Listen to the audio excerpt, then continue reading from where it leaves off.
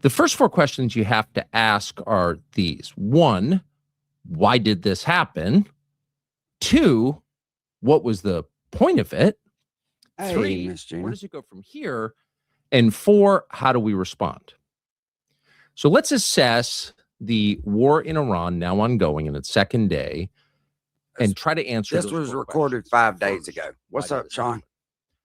Now, in this case, there's a really simple answer. This happened Blue because Eyes. Israel wanted it to happen. This is Israel's war. This is not the United States' war. This war is not being waged on behalf of American national security objectives. See, I disagree with him right there. I haven't listened to this broadcast yet, but I'm just kind of checking out Tucker's take on this. And we'll see what he's got to say. Now, here's one thing I will say. I've watched a handful of videos from people from Iran thanking President Trump.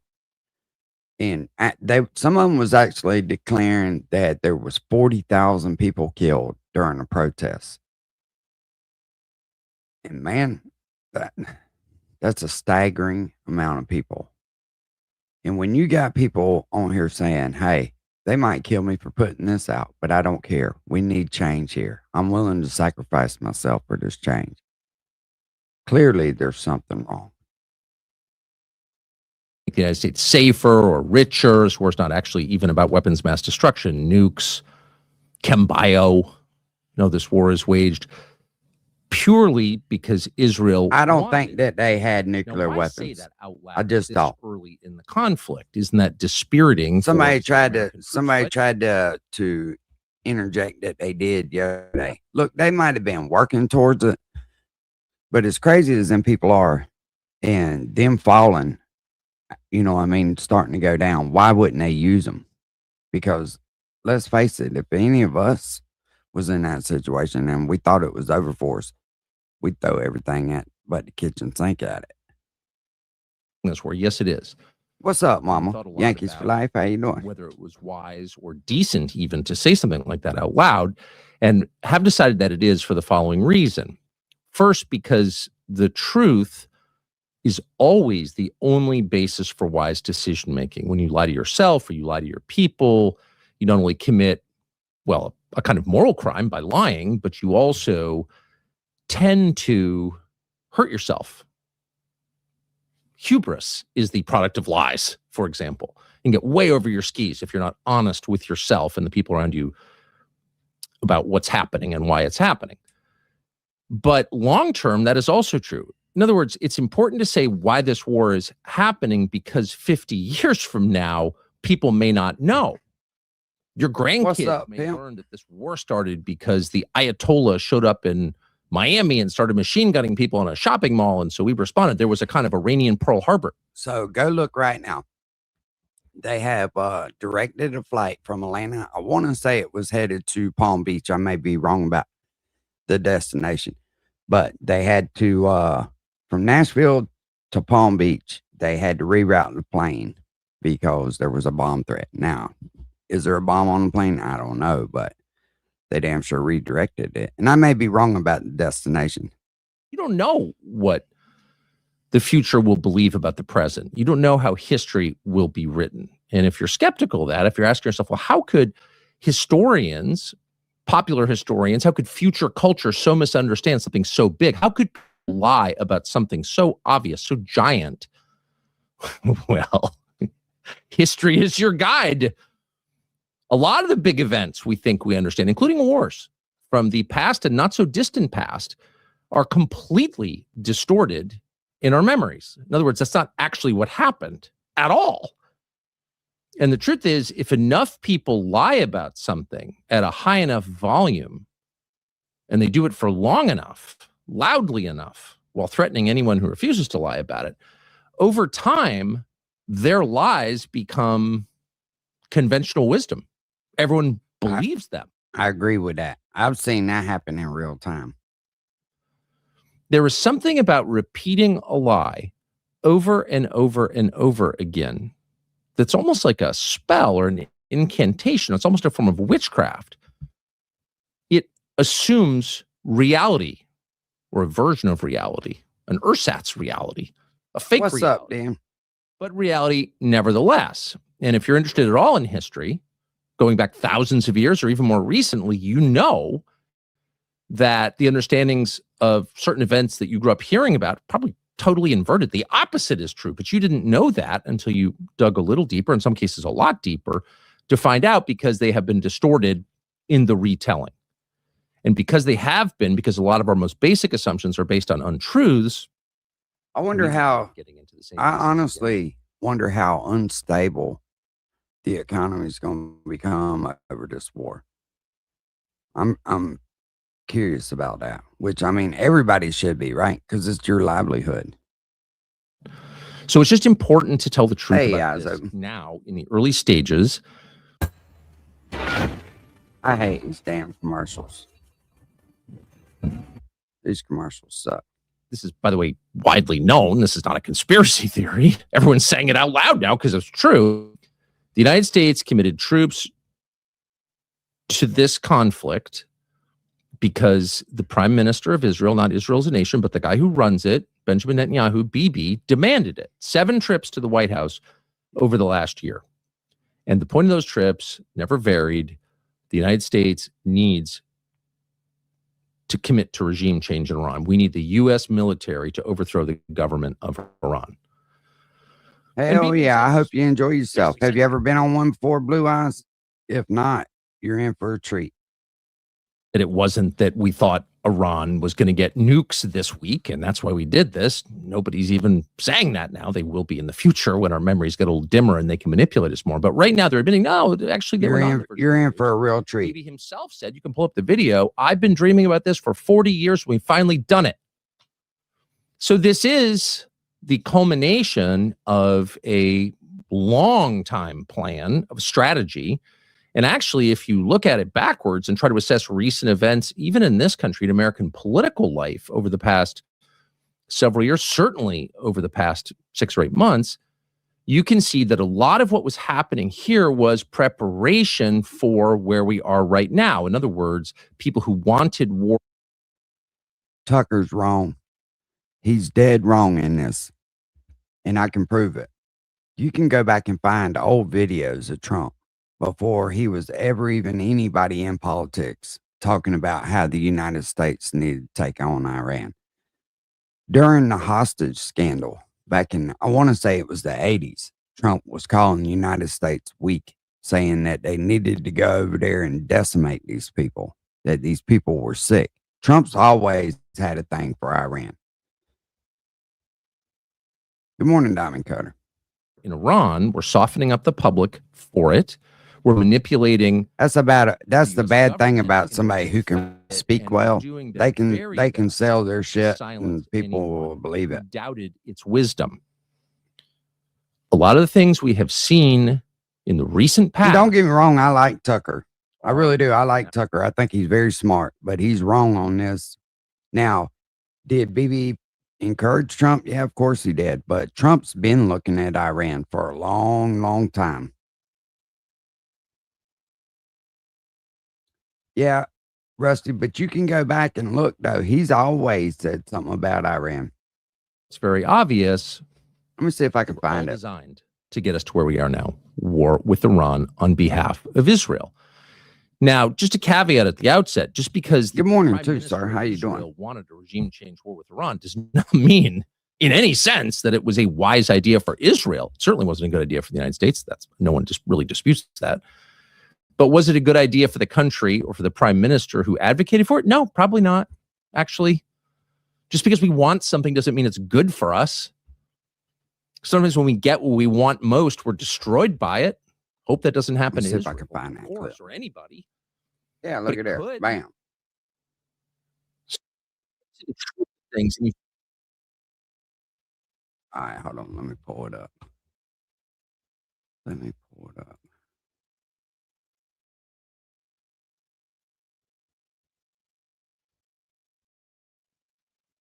Shit. There we go.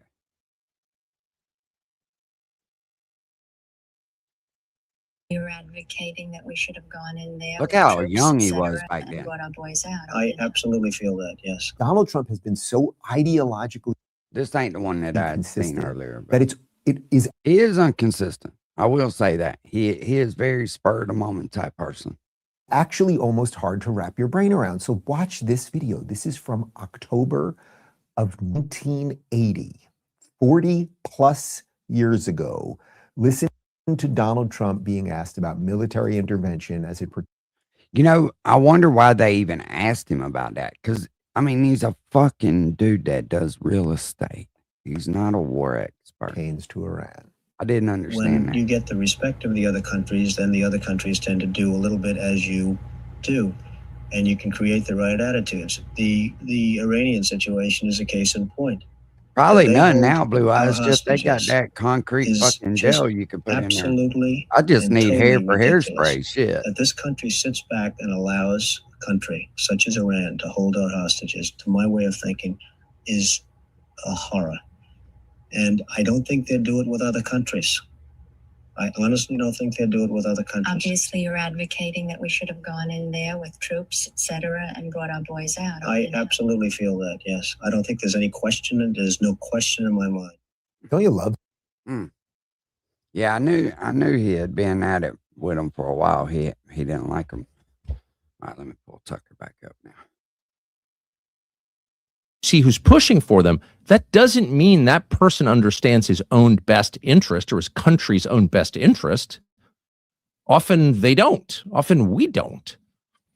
But it doesn't change the fact that we got here because What's up, British Israel Bulldog? lobbied for it. And virtually everyone. Yeah, I believe in the that. US government, I believe that he helped persuade him into it, but he was down for it to start with. I don't care what he said to them, to the people. I mean, you could go back and watch his old stuff, man, and he had a problem with them back then. certainly in the Pentagon, understood the risks.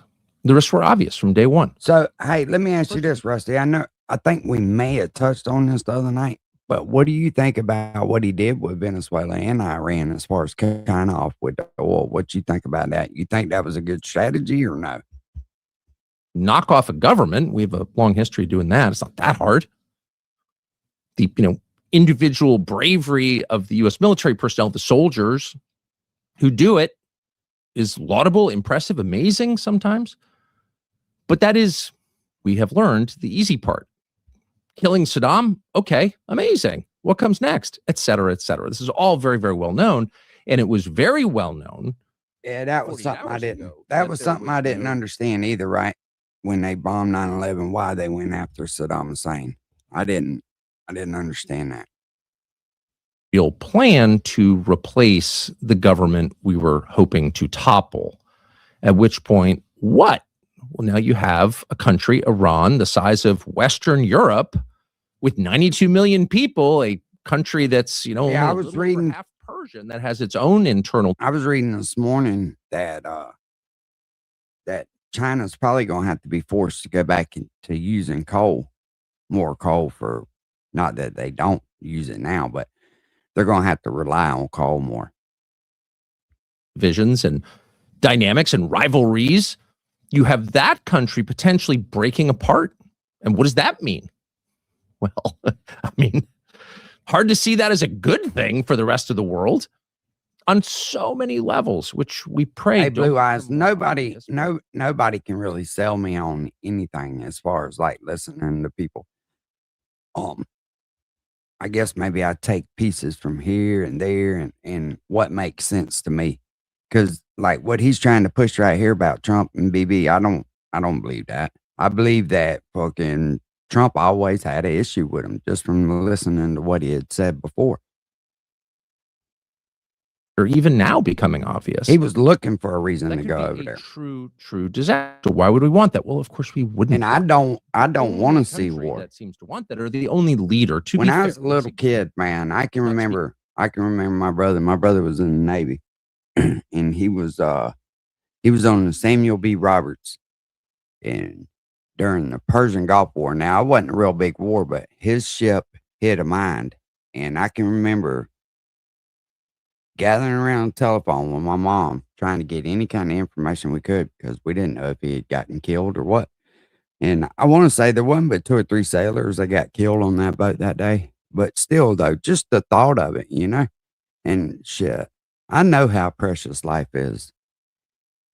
I don't want to see no wars, but unfortunately, that's just not the case. Everybody's so fucking greedy, man. Speaking for every Israeli any more than Joe Biden or Donald Trump or anybody else who runs this country speaks for every American, of course. But Benjamin Netanyahu wanted that. He thought that was his mission, but more than his mission, maybe his destiny. He suggested that in his remarks today. I And don't like that dude, though. That that's BB but Yahoo nobody dude, in I this don't like that government, dude. He who I just ever gives me a talked to, fucking or creepy quoted on vibe. TV, seemed to believe that this was primarily in America's interest. There might be ancillary What's benefits. up, Ready You Randy? hear these analyses of how, you know, the world is changing and it went from being unipolar to multipolar. All true. See, and here's the problem. United If you're States somebody and the like me world. who's just trying to figure this shit out, you really don't know what to believe and what not to believe. So that's why I say I don't take none of these guys' opinion as facts. Tested from the summer of 1991 until, I don't know, pick a date, pretty recently, the rise of China. And all of a sudden you have multi-poles. You have more than one great power vying for control of the world and its trade routes and its resources, et cetera, et cetera. And that somehow knocking off the government of Iran would be good for us in that complex chess. I don't think it's good for us. And I think it's good for the people of Iran, however you say it. I think it's good for them because look, here's the thing. When you live, when you can't even speak out without the fear of being fucking murdered down in the street like a dog, people limited it to the amount of food that they have access to, just their way of life, you know. Like, and you could tell the shit's rough over there. Look, on every rooftop has fucking solar power. So that tells me that they don't have steady, consistent power over there. Because look, here's the reality of it. Solar power is nice, but it costs more to have solar power than it does to run regular electricity. And I know you're going to go, wait a minute, hold on now, it's free. No, it's not neither, because the equipment that it takes to set that shit up, it takes years to pay off. So in the short term run, if you're poor, it takes more to set up solar than it does just to plug in an outlet. I don't know. Maybe I'm looking too far off into it. it's a real argument. I guess these things are kind of hard to understand. And any wise person looks at the world and says, okay, there's no stopping the rise of China. They're I'm manufacturing. trying, Bulldog. I really am. I'm capacity. trying.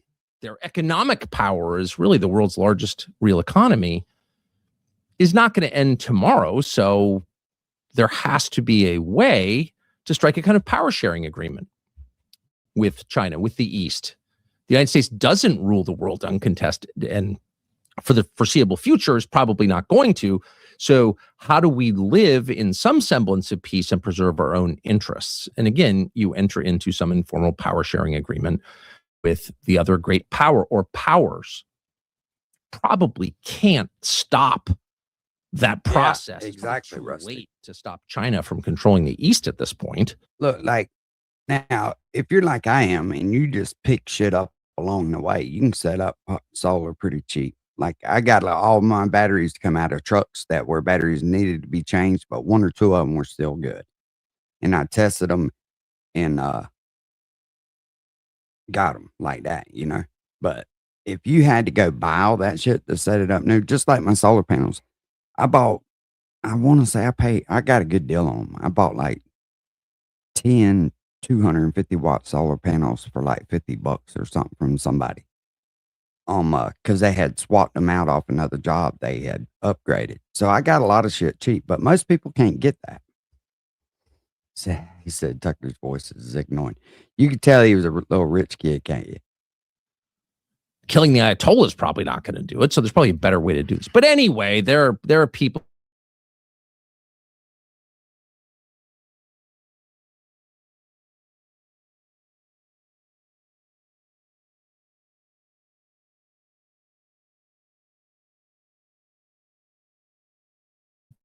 Whatsoever to do with us. This is Israel's war. That's what it is. It's not an attack. It's not an attack on Israel, by the way. It's hardly anti-Semitism or Jew hatred. It's a fact. Head of state came to our country.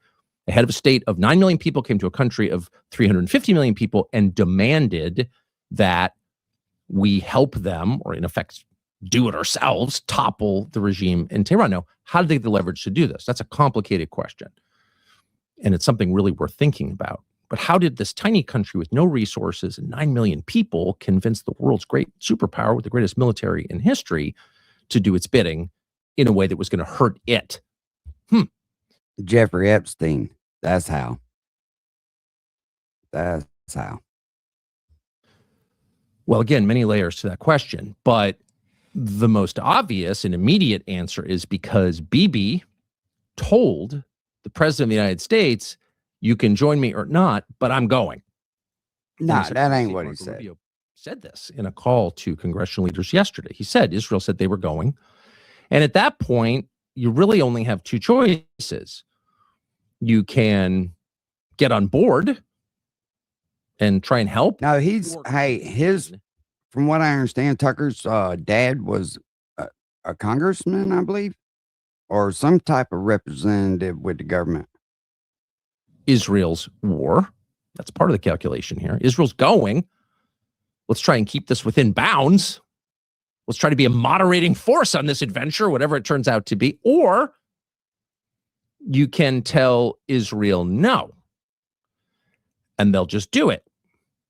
And if they did it, that would not protect us because there are hundreds of thousands of Americans in the Middle East, both in uniform and out, civilians and military His personnel. dad was in the CIA. I knew it was something.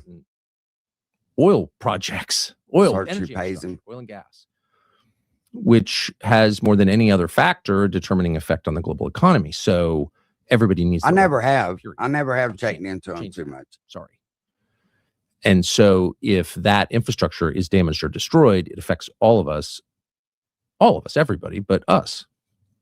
So you can't just let Israel go and do this. Now, of course, there's a third potential theoretical option, which you say to Israel, which is a client state, which we pay for, whose creation we made possible. You say, no, we're not doing that. I get it. You don't like the Ayatollah. You don't like Iran. But this is bad for us, and we're not going to let you do this. And if you do it, we're going to, I don't know what, cut off aid, something. We can apply the pressure that is inherently ours to apply since we're paying for all of this. But that was not even on the table. That's never been on the table. No one has ever in the last 63 years considered doing that. Really, the last president to do that was John F. Kennedy in 1962 when he got in a not as famous as it should be dispute with the founding prime minister of Israel, then the prime minister of Israel, David Ben-Gurion, over Israel's nuclear program at Dimona. And then President Kennedy said, no, I don't believe in nuclear. No, he said, ow. That's what he said in a little spot in Texas. Proliferation. This is one of the pillars of my administration, and you can't keep testing, and I'm demanding inspections. And of course, he was not able to make good on those promises because he was killed in November of 1963, and the person who took his place, his vice president, Lyndon Johnson, gave a green light to the Israeli nuclear program. So that was the last time an American president said no. And I'm going to tell you, when I watched Lyndon Johnson on that fucking runway get sworn in with Miss Kennedy standing right beside him, something just turned in my stomach when I watched that. It was hard to believe. He was very inconsiderate. It's almost like he had a hand in what fucking went down. Hard no to Israel, tried to restrain its core ambitions, not like, be nice to the Palestinians in the West Bank, but no, you can't have nukes, or no, you can't, bomb Lebanon or whatever. That was the last time. So that's not, for some reason, even on the table. So the choice was, do you go along with what Israel's doing, try to constrain it, or just sit back and then inevitably get drawn into it? So the truth is, and this is hard to say, as a proud American and as someone who wants the United States to remain powerful in the world, a force for decency and order in the world, but above all wants America to remain prosperous and peaceful at home in the country that we actually live in. It's hard to say this, but the United States didn't make the decision here. Benjamin Netanyahu did. And again, it's important to say that, not to discourage anybody or make anybody feel despondent or hopeless. There's no reason for hopelessness at this point, but in order that it doesn't happen again, tell the truth so people can learn, hopefully improve and grow. But tell the truth no matter what. So then the question becomes, we know why it started. It started because Israel wanted it and demanded the U.S. military in order to do it. Why would Israel want this? We've already established that this may or may not be a good idea for Israel. So let me ask y'all something. So they claim that father of the roadside bomb come from Iran. And during the Iraq war, a lot of soldiers was blown up. So are they, in the hostages that they've taken over time, just the shit that they've done, should they be allowed to get away with that without answering for it at all? Would they want it? What was their thinking here? If it was really about the threat of Iran building and deploying a nuclear weapon or a nuclear-tipped ICBM aimed at Miami and New York, as Mark Levin told his poor listeners the other day, none of that's true.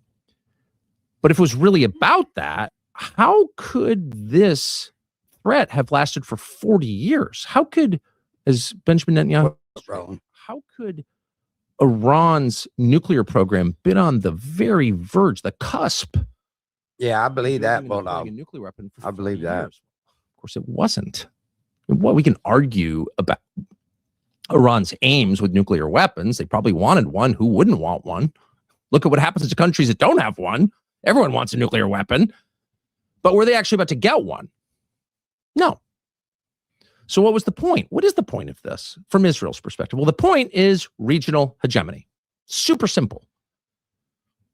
Israel has been around for almost 80 years. Israel has nuclear weapons. Israel's got a pretty robust tech economy, but above all, Israel has big ambitions. And by the way, not an attack on Israel. Which growing country doesn't have greater ambitions? And which megalomaniacal leader of said country, and there are many of those around the world, by the way, wouldn't want regional hegemony? Regional hegemony means you get to control your region. Kind of a Middle Eastern Monroe doctrine. Israel wants to be able to determine, roughly speaking, what happens in its region, and it doesn't want constraints on its own behavior. In the same way, again, trying to be as generous and universally minded as possible here in this analysis, because it's true. Who wouldn't want that? Do we want that? Of course we do. We're not, we put up with a lot from Mexico and Canada, but if they all of a sudden started constraining our actual ambitions, we'd do something about it, I think, or the old America would have, a normal country would. And Israel wants to control the Middle East. And they're the only announced nuclear power in the Middle East. Are they the only actual nuclear power in the Middle East? Nah. You could debate that. Or people can guess. But they're the only country we know for certain has a big nuclear arsenal. So they want to be unrivaled in their power in their region. Again, this is not a conspiracy or something weird to want. It's what every country wants, and they want it. Yeah, no, you can't be soft. I get that, Bulldog. You cannot be soft. You have to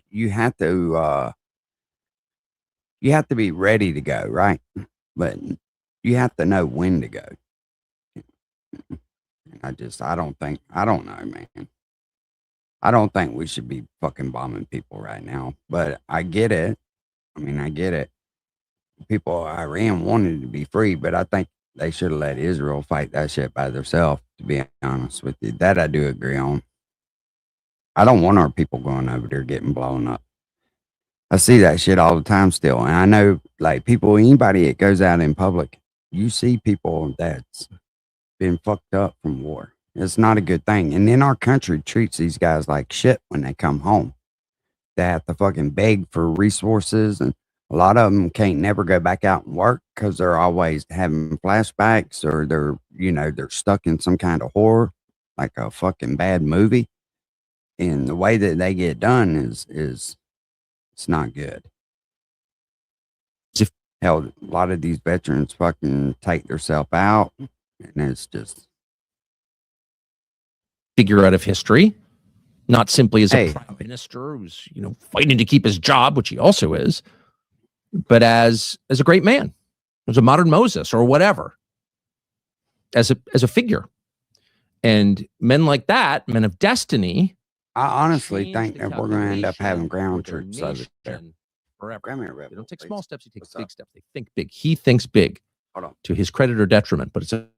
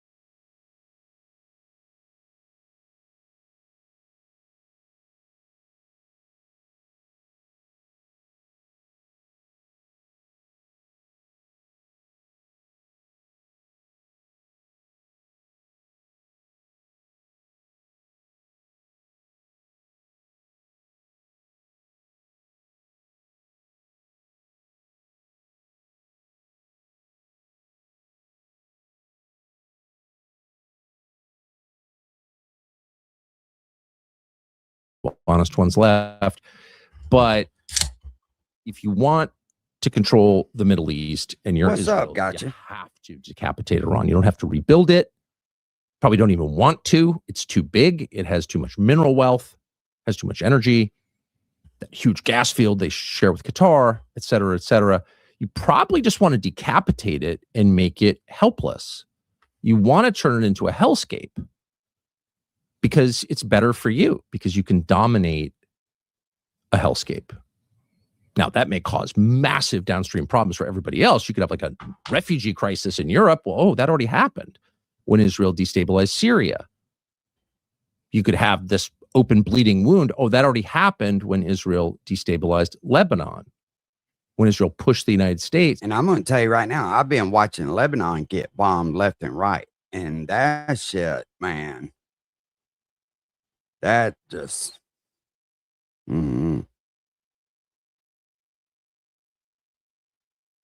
Right. That's what's up. To kill Gaddafi in Libya. This is an ongoing thing. Iran's just the biggest. I always look forward to them myself. Gotcha. So getting rid of the Iranian government had one purpose: to give Israel the ability to do exactly what it wants in the Middle East without getting hassled. And what it wants, among other things, is territorial expansion. Small country. They want parts of Libya. They want parts of Syria, parts of Lebanon. Yeah, so I heard them talking about that Iran's borders was going to change. So there's more to do with it than just fucking oil and stuff. Tucker's spot on right here. They're wanting that land. Powers, actually. Let's demystify this. It's not about the Jews. It's about a nation state that is growing and trying to exert its power. It's that simple. You can take all the spooky stuff out and just see it in terms of conventional geopolitics, and it makes total sense. And part of the reason we can't see this clearly is because we've been so propagandized in the United States to see every contest between nations as a moral contest in which we somehow have to pick a side, and somebody's Churchill and somebody's Neville Chamberlain and somebody's Hitler, and this absurd template which narrows our vision and prevents us from seeing that this is just what's always happened, which is a contest between powers for primacy. But there's actually two other components, two other speed bumps. Tell the truth. Tell the truth. You know that fucking old turkey boy fitting get plucked, and you you like everybody else. You enjoy that shit. What a fucking idiot. What a fucking idiot to go buy something that he can't even work on. Because I'm going to tell you right now, the first fucking symptoms of car trouble, it's over for that dude. The turbo goes out on that thing. It's a fucking wrap. He's proud right now. He'll be looking stupid here in a couple months. GCC. GCC is an informal alliance, maybe a little more formal as of today, but it's the 6 Gulf monarchies. It's the energy-producing Gulf states. And those What's would be up, Asma? Bahrain. Bro, first of all, if you don't have a need for a diesel truck, and I don't mean to offend anybody, but if you don't have a need for a real diesel truck, it's best to avoid them. I've made the same mistake. I bought them into fucking damn, the fuck was that piece of shit? And that's what it was. It was a piece of shit. Damn, I can't. It was a Chevrolet, but most of them come with fucking gas motors in it. And my dumb ass, I bought it. I was like, you know what? It's a nice little car, man. It's brand new. 170,000 miles on it. It's sitting over at my papa's house right now, locked the fuck up. Had that 2.2 in it. It's an Opel motor. And I know how to work on shit. Yeah, fucking joke. You don't, diesels have to be run. You have to work in things, and especially ones that have depth on it. If you don't run it long enough to do a regen on it and shit, it gets skunked up inside. It can be a fucking nightmare. Start back right here. Oman, Kuwait, UAE, Qatar, and Saudi. And these are some of the biggest, most important. No, from what I gather now, I may be wrong. He passed the fucking Hyundai off to the other one, I believe. Didn't he? Unless I'm wrong about that. Yeah, no, he's a fucking idiot. In the world, they're all if he was smart, but I ain't here to fucking teach him. They're all rich. He'd delete that shit, but he doesn't have the capability to do it. He doesn't know what an EGR is, none of that shit. They are the site of global diplomacy. They are the void left by Switzerland, which, not to get too boring about it, but basically took sides. They are. Ukraine conflict, and is therefore kind of not really a place. Hey, and he doesn't have the money to fix it. He don't understand that when he takes it to the shop, it's not leaving for under $1,500, and that's a fucking fact. It's where people can negotiate in good faith. They are, in effect, controlled by the EU and NATO. They would never admit that, the Swiss, but they are. They give up their banking secrecy. They're basically not. When you're stupid, you ought to just keep it simple. But some of these Gulf states are as close to non-aligned as you can possibly get. Certainly Qatar is. And all of a sudden, every conflict around the world is being negotiated in That's Qatar, a good thing. Most recently in Oman. But see, you work that truck. That truck actually works. It gets its legs stretched. When you just hot rodding a fucking little damn 3.3 or whatever it is, that's a different animal. Diesels are meant for work, not for luxury. Not the way that they have them set up in the United States, choked off. Because the worst thing you can do to a diesel is exhaust temperatures. That is the truth. Moral authority on the global stage, right? They have very effective diplomacy. People like them. People also go there on vacation. They have the best airlines in the world. They are the obvious he traded it in travel hub for the globe. They're literally where East meets West. So if you're flying, I was under the impression he just pawned that off onto the kid, let him take the payment. Government subsidized airlines that are absolutely fantastic. So people have a familiarity, a firsthand familiarity with. Hey, now the Hyundai was a piece of shit, right? But it was fucking better than what he had, just because the paint's peeling off the motherfucker. But you know, that's why I keep it simple, man. I really don't want nothing I can't fucking work on. Countries, which were mysteries to most Westerners 25 years ago, and 9/11 happened. Oh, Volkswagen Rabbit and watch on ride the fuck out. Most Americans have never been there unless you were in the oil business or something. You've never been there, and so you could imagine that it was all belly dancers and camels and slavery or whatever you thought. But all of a sudden, you know, like every other rich person in America has been to Dubai because they're all traveling somewhere. They're going in safari in Africa. So people, it's been demystified to the West, and people like it. These are bro. I watched a short. I don't know who posted it. Just come up in my feed, but he was saying something about work. the kids going to work and all, and he couldn't hardly get that work word out of his mouth. He was stumbling over it. He didn't want to say it. Societies with problems, of course, but they're also orderly and clean and elaborately polite and welcoming to outsiders and rich and kind of a little less gaudy than you would expect. Sure they are. Some of the most functional societies in the world. And people They like offer it. despite a lot of propaganda. Hey, offering it's one thing, Rusty, but will they honor it? That's another thing. And by the way, despite some complications, there are plenty of things about the Gulf states that Westerners won't like, and or some things anyway. And hey, and yes, that bitch, yeah, go check out her TikTok. Look what she's fucking promoting now. certainly parts of their foreign policy. That's one ugly ass broad, man. I know women. But these are not North Korea. They're the opposite. These are That's actually ugly very ass civilized broad. countries. And they're not all on board with Israel's programs because they've got populations that disagree with how Israel has treated the Palestinians. In the case of Saudi Arabia, they have Mecca and Medina, the two holiest places in Islam. Every Muslim who can is required to go to Saudi Arabia on the Hajj to go visit Mecca. Somebody got to watch So the house. What's up, these Info are Warriors? Countries with inherent power in the Islamic world, growing power globally, and resources. And so they can't be ignored. And if they were ever to get together, if these 6 countries were ever to form, say, like a real military alliance, they would be a massive threat to Israel. So Israel has spent decades fomenting dissent between them, of course. That's not Exactly, necessarily just an gotcha. attack on Israel. That was too, but he doesn't know how, bro. I listened to him in that short talking about it had a skip or something. He don't know what a fucking skip is. Talking about the fuel filter. You dumb fuck. The Arabs, many great qualities. Keep it simple. Spark plugs, wires from their coil packs. I mean, it's not that fucking hard.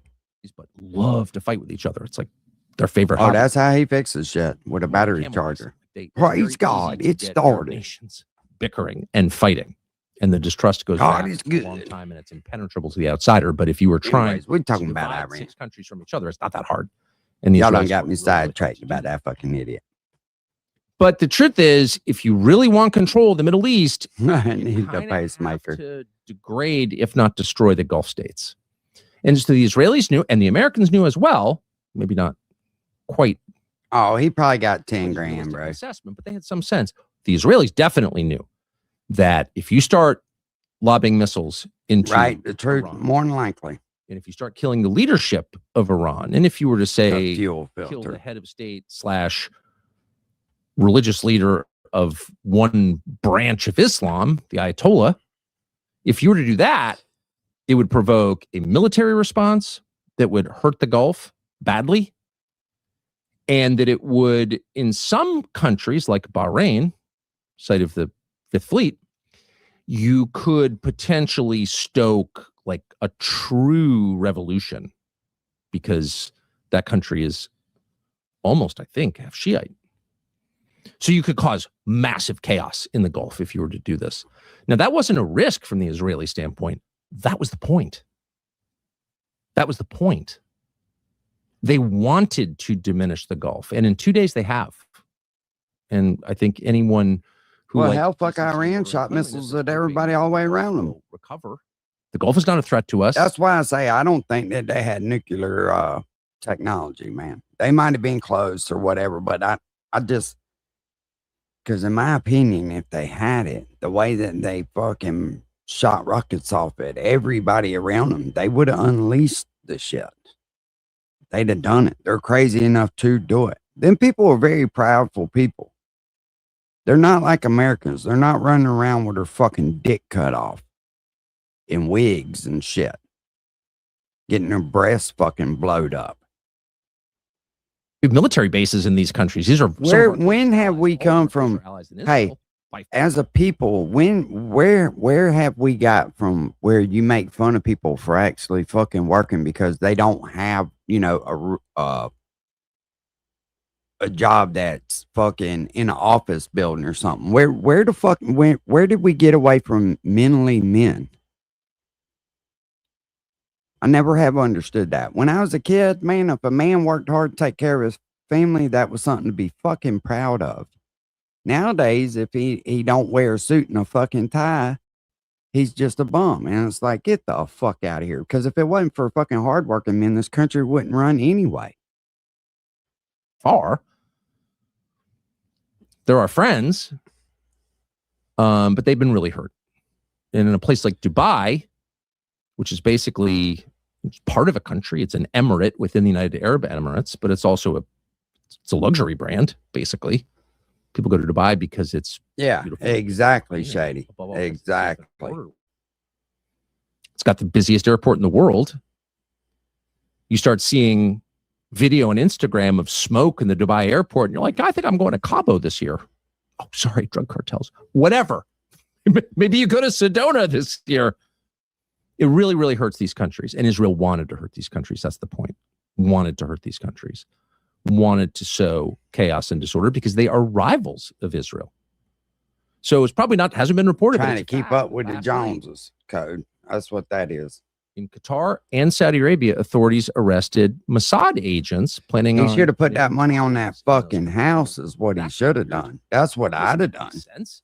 Why would the Israelis be committing bombings? Or I'd have fucking invested it in ways to try to make more money. Aren't they on the same side? No. What's up, Drew? No. Israel wants to hurt Iran and Qatar and UAE and Saudi and Bahrain and Oman and Kuwait. And they've succeeded. That's another fucking weird character, and the man. third thing you would have to do if you wanted true control over the region, which as we've established, Israel wants and shouldn't be attacked for wanting. It's a natural thing to want. But the final thing you'd have to do is get the US out of the Middle East. Since 1948, the United States, from Harry Truman till present, U.S. presidents, and as noted with diminishing success. You know, a lot of people say that this war is over oil, but do people realize that America is the fourth largest oil exporter in the world? I don't think people really realize that. Have tried to constrain or shape Israel's I'm saying they're not going to take the oil, but there's more to it than that. And we have a right to do that because we're the most powerful country in the world, have been since 1945, and also because we pay for it. You know, Israel couldn't exist without us right now. And we give them the defense umbrella. We defend them in their wars. And so why would you want the United States out? Well, because the United States, while not doing a very good job of constraining Israel, has been issuing requests. Not the Diddy oil, Drew. Not the Diddy oil. Very annoying. We import the Diddy oil. The same kind of communiques from, I don't know, Ottawa. And they were like, you can't do this, you can't do that. We'd say, buzz off at a certain point. Back off, Canada. We're doing what we want. We're a great power. So you have to get the United States out. And this war is designed to do it. Because the Israelis, who are very well aware of domestic American politics, know that there is no appetite. Holy shit. I know gas fucking went up $1 a gallon last week. Did not have anything. And they were only projecting it to go up 30 or 40 cents. It damn sure went up $1. It's probably more than that now. Majority support. In fact, it had I'm going to see what gas prices are. That's shrunk even in 36 hours. And that this would cause a political crisis in the United States, and that it would most critically convince our Arab allies in the region, meaning really the Gulf states and Jordan, poor Jordan, wonderful country. It would convince them that the United States is a bad ally. Why? Because the second you hit Iran, and the Persians are not stupid at all, you know that they're going to hit American bases in those countries, which they have. Except Oman. But in the other down a little bit today. And you know those countries are not going to be defended by the United States. And Bush now, Florida, it's 345 right now. Very well. Some of these countries are on fire right now, and they feel completely vulnerable. And they are low or not. In Wildwood, yesterday, 274 at the Wawa. You can't find on the internet. They're running low on missile defense. And so a country like Saudi or UAE or Qatar, Bahrain or Kuwait, I mean, they're all right on the Gulf, directly across from Iran. They live on their energy production, and that's being damaged, and no one's protecting them. A Saudi Aramco facility went up last night. Saudi Aramco being the longtime joint U.S.-Saudi energy production company, biggest oil company in the world. And part of it's on fire today. Shit, more than that's on fire today, Iranians Tucker. said they didn't do it. Why would they say they didn't do it? What possible Israel did it? Why wouldn't they? Because if you think about it, They bombed one of Staring. fucking Iran's oil refineries yesterday. And you talking about a fucking fire? That shit looked like hell on earth. our other allies in the region, letting them know that they can get attacked and the U.S. will not defend you. You put up with all this crap for decades because you got American troops on your soil and your population doesn't like it, but you do it anyway because you've been told if there was ever a problem, the U.S. will come rescue you. Well, guess what we just learned? The U.S. is not coming to rescue you. There are hundreds of thousands of Americans, civilians, they can't get out.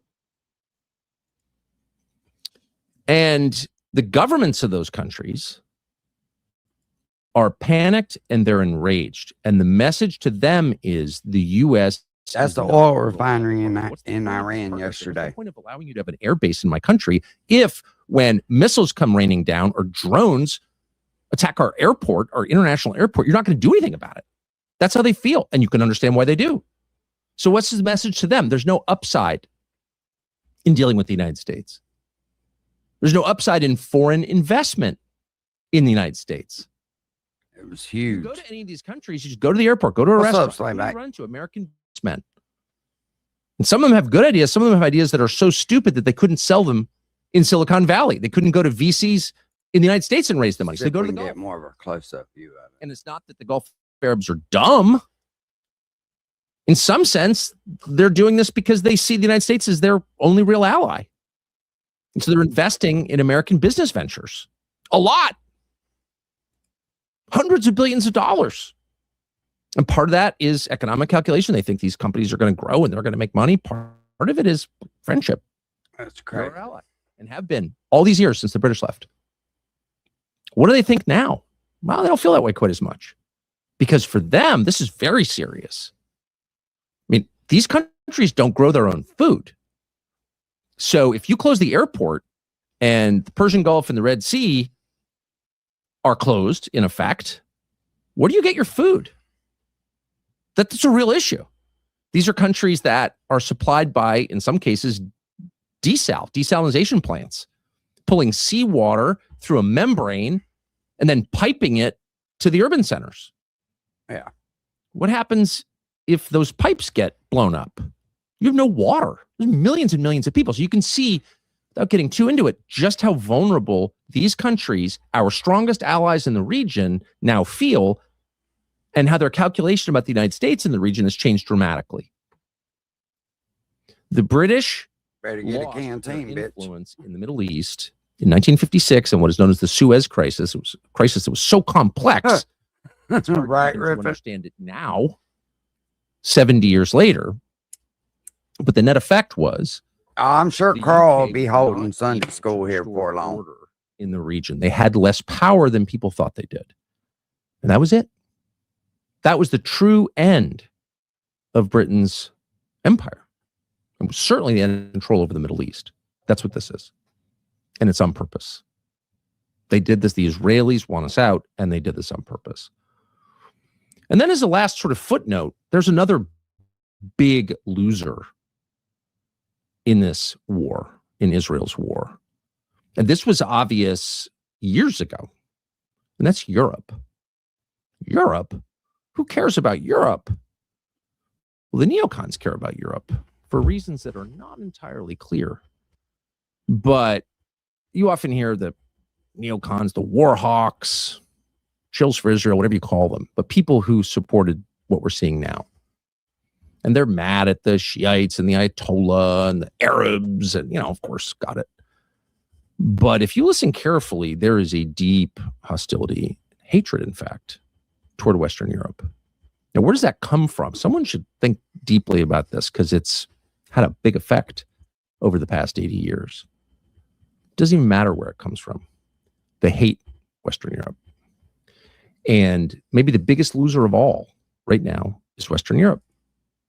So last night, Qatar shut down its LNG exports. LNG is liquefied natural gas. Without getting boring about it, LNG is essential to the global economy. It's essential to Asia.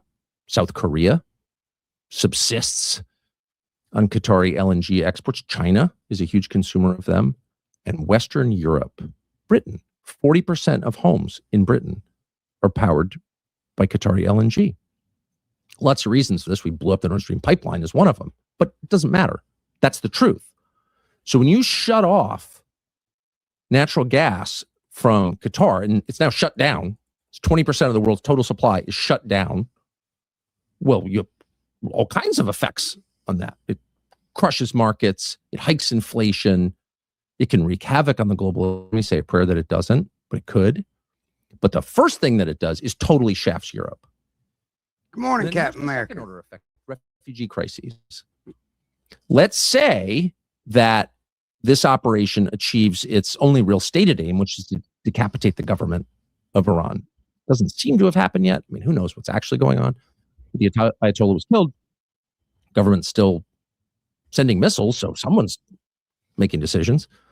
But let's say over the course of however long this takes, chaos becomes the state of play in Iran. The thing just falls apart. It's chaos. It's a huge chaotic country with no one in charge, and lots of different ethnic groups and religious splinter groups fighting with each other, heavily armed. And the normal things start to break down, like food distribution and water, schools. What do you have? Well, you have what we've had in Lebanon and Syria, really every country that Israel has destabilized on purpose. You have a refugee crisis. And where do they go? Well, of course, a lot will come here, of course, but a lot will go to Europe, just as Syrians flooded into Europe 10 or 12 years ago in the aftermath of that conflict, which was underneath it all fomented by Israel in order to destabilize its neighbor in order to increase its own authority in the region. That's a fact. So if you think Europe's in bad shape now, oh boy, give it a year. So it's Europe, the United States, and the Gulf states. Those are the losers. And if you're trying to ascertain motive, which is hard, and you probably should pull back from that most of the time, but if you're trying to understand like, why this is happening, why would you want that? Look at the effects. Don't look at the ideology they're telling you about or the whatever motive they're claiming they have or that you have. Shut up, Shiite. Okay. Look at the effects. The point of the system is what it does. 1% of its power. And what does this system, what does this war do? He said, yeah, I think they hype a lot of that shit up, Bulldog, for sure. The Western Europeans. And it hurts the United States. That's the point.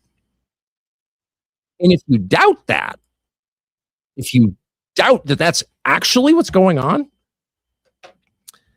this is a longtime Israeli politician, leader, Naftali Bennett, explaining Israel's next step. Here's where they're going next. Watch. A new Turkish threat is emerging. I want to be very clear. Turkey and Qatar gained influence in Syria, are seeking influence elsewhere and everywhere throughout the region. And from here, I warn, Turkey is the new Iran. Erdogan is sophisticated, dangerous, and he seeks to encircle Israel. We can't close our eyes again. Sophisticated and dangerous. It's hardly an endorsement of Erdogan, the Turkish leader, hardly an endorsement of him to say when Bennett says he's dangerous, what he really means is he's sovereign. We can't tell him what to do. We don't fully control him. We can influence him, and it's clear that Israel and Turkey did have some kind of relationship in the overthrow of Bashar al-Assad in Syria last year, just a guess. But the real problem with Turkey is that it can't be controlled. So it is therefore a threat to Israel. And again, not attacking Israel. That's true. That is true. In the same sense that when we have hostile leaders in big countries in our hemisphere, it really bothers us. And sometimes we kill them, regime change them. We make up. Hey, I would suggest, I hate no shit, just like I fucking hate Carl. But anyways, I would suggest y'all watch the interview with Mike Huckabee that he did. He pressured him. He put him on the spot quite a few times. Well, no, it's really important. The people of country X need to be free. But really, we need to be unconstrained. We're a great power. That's what it is. It's important to say this, not to allege some sort of dark conspiracy by the Israelis, but to explain that it's not unusual at all. It's the most usual thing in the world. What's unusual is to live in a country that is so controlled, whose media environment is so precisely constructed to keep you from knowing anything that matters. That fucking laugh is hideous. And that it has been constructed, it's not a conspiracy theory, over the course of many, many years to keep you from not knowing. Barry Weiss may run CNN. Whoever thought that would happen? Okay, now. But the point of these moves is to, in the media, is to control the way things are described so you can't see things clearly, and to muddy the conversation with anti-Semitism, the Nazis. No, this is classic great power competition, and we just can't see it because we have been so thoroughly propagandized. We think that this is some sort of like effort to liberate somebody. It's not. But then the question becomes like, what is our role in this? So now that we know, by the way, it's perilous. And one of the reasons I almost didn't do this, not that I'm saying anything that isn't obvious, it's all very obvious, but to say it out loud does not make things more stable. In other words, once you have a war going on and everybody knows that it's not being waged on behalf of the people who are dying in it or the families they leave behind, then, things don't get more stable. So, and no one wants to add to the present instability. But I just think it's important to know the truth and to know what, as you already know, they lie and they have no scruples at all. And there are very few people in Washington who have fewer scruples than Senator Tom Cotton of Arkansas. I hate to say that, no more. But this clip from the Sunday show, which apparently still exists yesterday, really tells you a lot about how they're thinking and about where they'd like to take us next. So this is Senator Tom Cotton of Arkansas yesterday. Let's see what he says. Good morning, Margaret. The President of the United States warned the American public that there could be casualties, American casualties. Does that mean the U.S. is putting boots on the ground? No, Margaret. The President has been clear that What's up, Jack Rabbit? Is an extended air and naval campaign that's designed not only to continue to set back Iran's nuclear ambitions, but most importantly, to destroy its vast missile arsenal. Many more missiles than the United States and Israel have air defenses combined, as well as the missile launchers and its missile manufacturing capability. Now, obviously, one risk of that kind of campaign is that an aircraft could be shot down and the president would never leave a pilot behind. So no doubt we have combat search and rescue assets in the region that are prepared to go in and extract any downed pilot. But barring that kind of unusual circumstance, Margaret, the president has no plan for any kind of large-scale ground force inside of Iran. The president I don't has believe no that. plan for any sort of large-scale ground force in. I don't believe that. I believe they're going to have to put boots on the ground. That's just my opinion. Because I don't see how they're going to go in there and make sure that Iran is has legal, not legal, but fair voting, and somebody gets put in there that they can work with without having boots on the ground. Oh, really? So a small-scale ground force, is that what you're saying? Well, that is what he's saying. And the Secretary of War was just interviewed moments ago and pressed on this a little bit, and he said it's possible, because of course it's possible. And by the way, you shouldn't even attack people for telling the truth ever. You should attack people who try to prevent you from telling the truth. And what Secretary of War Pete Hegseth just said is, of course, obviously true and was always true. There's not one person who understands a situation like this, kinetic war, who thinks that you can affect regime change from the air. That's no one's ever thought that. I don't see how they're going to do that either. If you're sincere about changing the leadership of a country, it by definition requires you to get in there. Of course, not you, but some young guy, some younger man who's fighting for freedom to get in there and risk his life to do it. You need troops, ground troops, boots on the ground, or whatever dumb euphemism they're using for putting young Americans in the path of potential death. And so, of course, that's the part that pisses me off right there, right? Because they will use these young guys like that. And then they don't give a fuck about them when they come home and they're all fucked up. There's just something that just eats at my soul about that. You know, a man puts his life on the line, risks his life for his country. He shouldn't have to worry about anything when his time is up. That's just my opinion. I'd rather pay for that than fucking all these other foreign countries.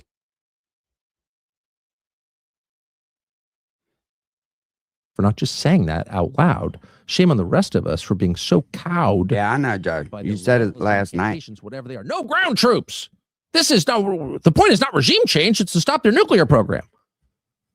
Some of us understood, Charlie Kirk understood back in June. That was a lie. The point wasn't Iran can never have a nuclear weapon. Yeah, nobody wants Iran to have a nuclear weapon. Why does Israel have a nuclear weapon? Why does France have a nuclear weapon? Nobody wants nuclear weapons, okay? Nobody thinks that Iran should have a nuclear weapon outside of Iran.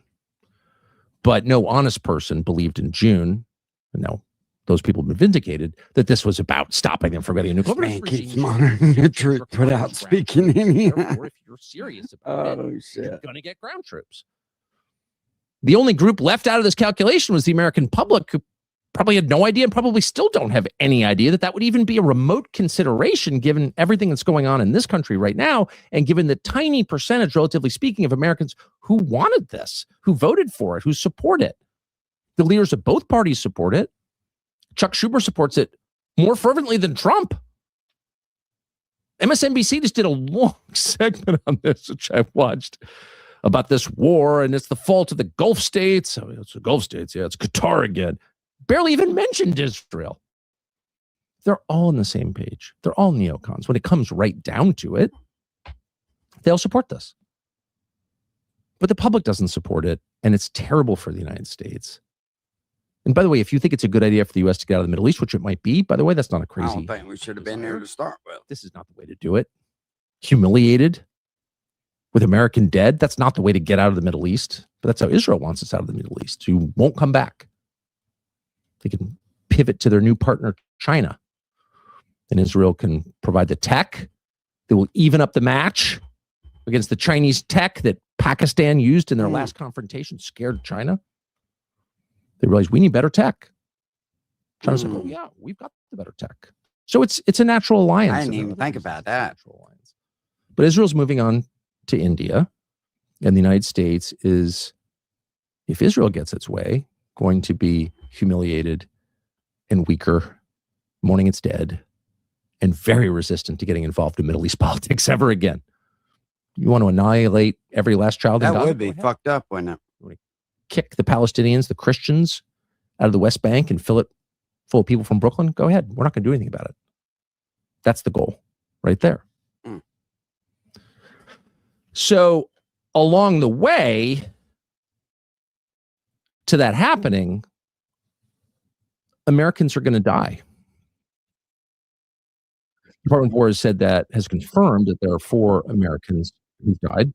That's what they've said. They have not done their normal briefings. They haven't told us any information as of Monday afternoon, which is what it is right now. They have not told us more. But it's pretty clear that more have died. And I think that's upsetting to people in the administration. I don't think that they make these decisions lightly. And I think a lot of the commanders who sent those young men into this war had ambivalent feelings about it. I mean, they did, for sure. So it's not attacking anyone. Yeah, blue eyes. Who gave the order?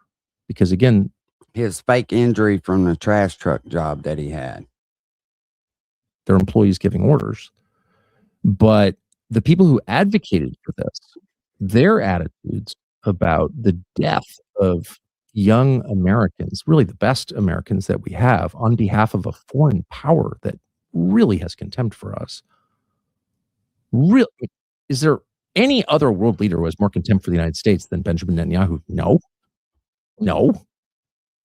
There just isn't. Pure contempt for the United States. And these people died for him. If you're commenting on this, if you're trying to understand it from afar, you've got to grieve over that. It's so unfair. It's so wrong. And yet the people who've advocated for this don't seem to care at all. Here's someone who's been advocating for a war against Iran. I'm not going to go to motive and accuse him of being paid to advocate for it. Be interesting to know. But Frank Gaffney, who's been around Washington forever, and nonprofits and think tanks. There's no place on the planet where less thinking takes place than in a think tank. But they're basically lobbying organizations with tax-exempt status. And he has been lobbying for a war with Iran, well, I don't know, since I started shaving, probably. But here he is yesterday on the possibility of Americans dying. This isn't going to be over tomorrow. I pray it will be, but I don't think we should expect that. Will we take more casualties? I mourn the loss of 3 American servicemen as much as anybody. But this is essentially cost-free to us at this point. Will there be more losses? You saw Rabbi Wielicki talking about them in Israel. Of course there will. Should we be operating on any basis other than this is likely to be a slog, a hard slog? But the fight is incalculably important, because if we do, in fact, render a decisive defeat of Sharia supremacism in Iran, it will help us with all of the other places. So I want to put that up there, not because Frank Gaffney is the worst person in Washington or because that's the most insane thing anyone said in the last 24 hours, but because it's so perfectly representative. So first, there's the sort of pro forma nod to we're mourning, we're praying, I mourn for the deaths. When in fact, what you're seeing in America right now from people like Frank Gaffney is a total disrespect for death, a refusal to be reverent in the face of death, which is always and everywhere a sign of a refusal to be reverent in the face of life. If you can't appreciate death, if you don't bow before it in silence, knowing that you don't fully understand what it is, but that it's bigger than you, if you refuse to do that and instead, I'm so glad he's dead, no matter who it is, if another human being has died and you don't pause and acknowledge that you didn't create that life because you can't, because you're not God, and that there is something mysterious about death, something bigger than you. If you don't, you are dangerous. Even animals do that. You ever bring your dog to the vet and the dog doesn't want to go in? Why? Because the dog can smell death. And the dog is afraid of death. The dog is in awe of death, as we should all be. But almost no one in Washington feels that way about death. Just cremate him and throw him away like he never existed. Functional countries mourn their dead. They bury them and they visit them. Why? Because functional countries understand that they're not in charge of life, because they don't have that power. And people who forget that are seized by something called hubris, which is always the beginning of the end for people and civilizations. And so, so 3 died. We mourn we're saying prayers. Really? What kind of prayers? Have you said a prayer? Do you know their names? Oh, their names aren't public. That might get us thinking about it too much. But despite, or maybe because of, and you just heard Gaffney say this, not being mean, not being unfair, he said this is essentially cost-free for us. Really? 3 Americans just died for Bibi in a war that nobody wants, in a war designed to hurt the United States, and that's cost-free? And it's a lot more than 3. And I say that with real sadness. It's that attitude that got us here. But it won't stay that way. It's already changing. All right, enough fucking Tucker shit, gloom and doom shit. We need a break from Tucker. Ain't but so much damn Debbie Downer shit you can hear on one fucking day, one person. Oh shit. I do have a bad feeling this shit's gonna lead us to a fucked up place. I wish it wasn't so. What happened to the $2 gas prices and shit that we was, all told about a couple months back? Hard to see them motherfuckers now with gas at $3.50 a gallon hanging around. I fucking hate it. Let's check in on my crazy cousin, see what the fuck he's doing. Let's see.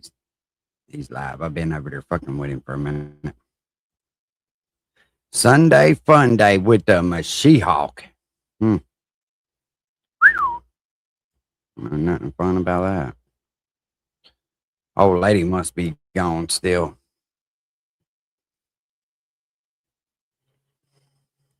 Or whatever. You know what I mean? Canada's a weird motherfucking place these days. $90 a barrel. Gross. It's Yeah, disgusting. what was it, Joe? Oh, It was makes me sick 70 to my or something. fucking stomach. It is all wrong. Okay? And my granddaughter I still deserves disagree better. with you though, bro. I think they're She gonna have deserves boots on better the than a ground. world Time of it's all fucking over with. elite I don't care how long it pedophiles takes. and the fuck stains who protect them. No, I just Dave, don't see them she fucking deserves to doing find air out. She know raids that with not it's having people okay on to the be a girl backside and play ready with to girls fucking go in. and not get hurt That by just don't boys make no because they sense. are They're built not that differently. dumb, I don't You think. know what I mean? But then again, But who knows? Humanity keeps going this way, and we get enough sauces inside of us. We'll be sterile, and we won't be able to have children anymore, and they'll all come from a pod, and they'll be perfect. yeah, enough Tucker for one day. For Epstein's sure. genes and everything.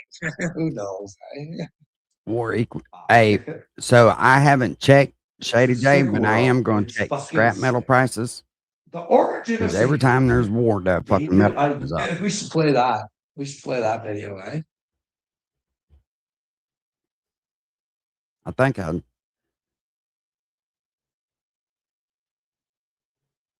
Tweaker graphic. Hope you get sued, dude. What are you going to sue me for? Asking the wrong questions? I'm only asking questions, and I give the reasons why. Hey, do you not think that Justin Bieber could help save the world? Do you not think This that it's motherfucker. possible Put your that costume on, he Carl.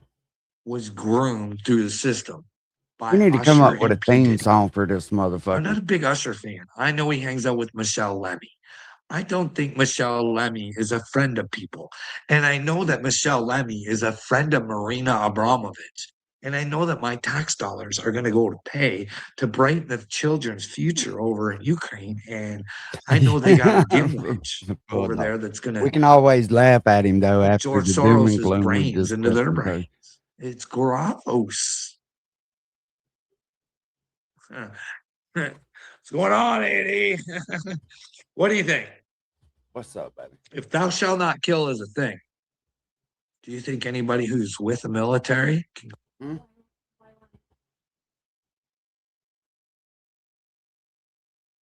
go to heaven?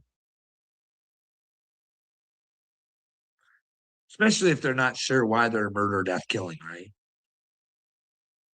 Would your government lie and manipulate them to do things for free? Is this a Benjamin Netanyahu dream? Has Benjamin promised Donald Trump the Mashiach?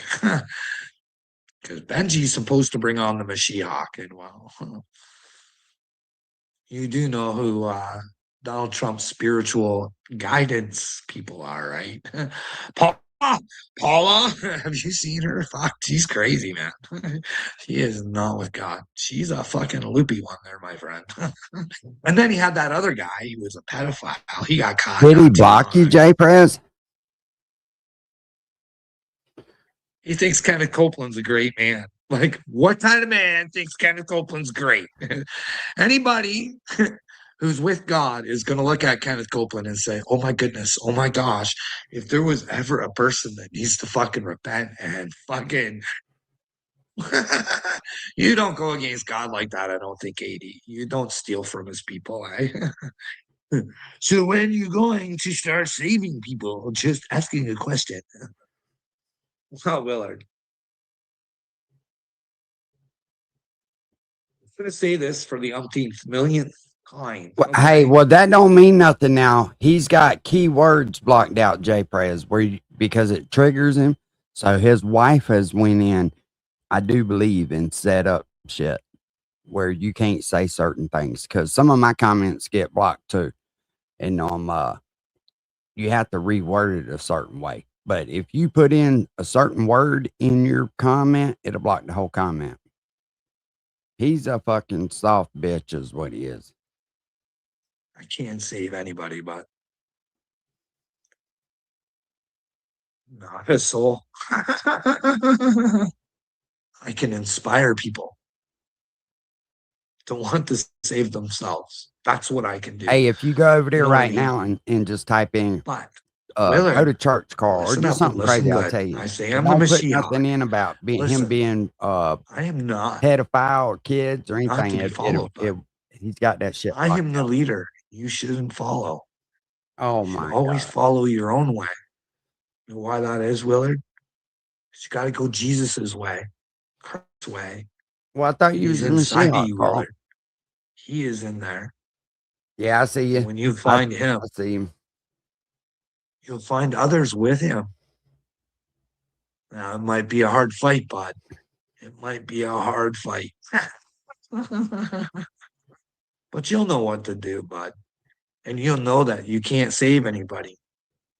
But you are Mashiach. Yeah, I see you in there. You are a superhero. She But got you're tired doing of it dealing for with the him, right man, things. You're because he'd doing get it on here talking to- this shit, and then when people would talk shit back to him, he'd get all fucking wound up. He is a first class bitch. And I'm gonna tell you, when I realized that, that's when I started fucking making videos on him, because I know he tunes into everything that I do. That's why he went live when I went live, because he figured he was safe. inspire the children to know that they can be better than us. He is a fucking joke. Take their superhero to the next limits. Do something so amazing. If you go watch his videos from 2 years ago, now this is a 50-year-old man. 50-year-old men don't just change. Okay. We all know that. They set in a fucking pattern. And now he comes on screen as a totally different person. It's because it's a fucking act. Just like with Johnny Gobble. You go and watch him when he first come on here. He's totally fucking different. It's because he's playing to the camera. Nothing that this dude says is real. But I mean, I ain't got to tell y'all that. Y'all ain't that Amazing fucking things can dumb. come But he's small dumb and enough they to can think come that big, people bud. will fall for it. You know He what I wants to be some kind of famous You fucking can be a waitress messiah. and do He wants amazing to be a things. cult leader for You sure. put a smile on people's faces, change their whole days. You know what I mean? It all just depends on the role on. But are you bringing a better world? Watch this shit right here. But I'm you gonna always pull up got a to be video truthful that in it, though, will Willard. kind of still it in You people. got to tell a shithead it's a shithead, or it'll remain a shithead. Or if there's a shithead, try and expose the shithead. That way they can't hurt other people and turn them into shithead.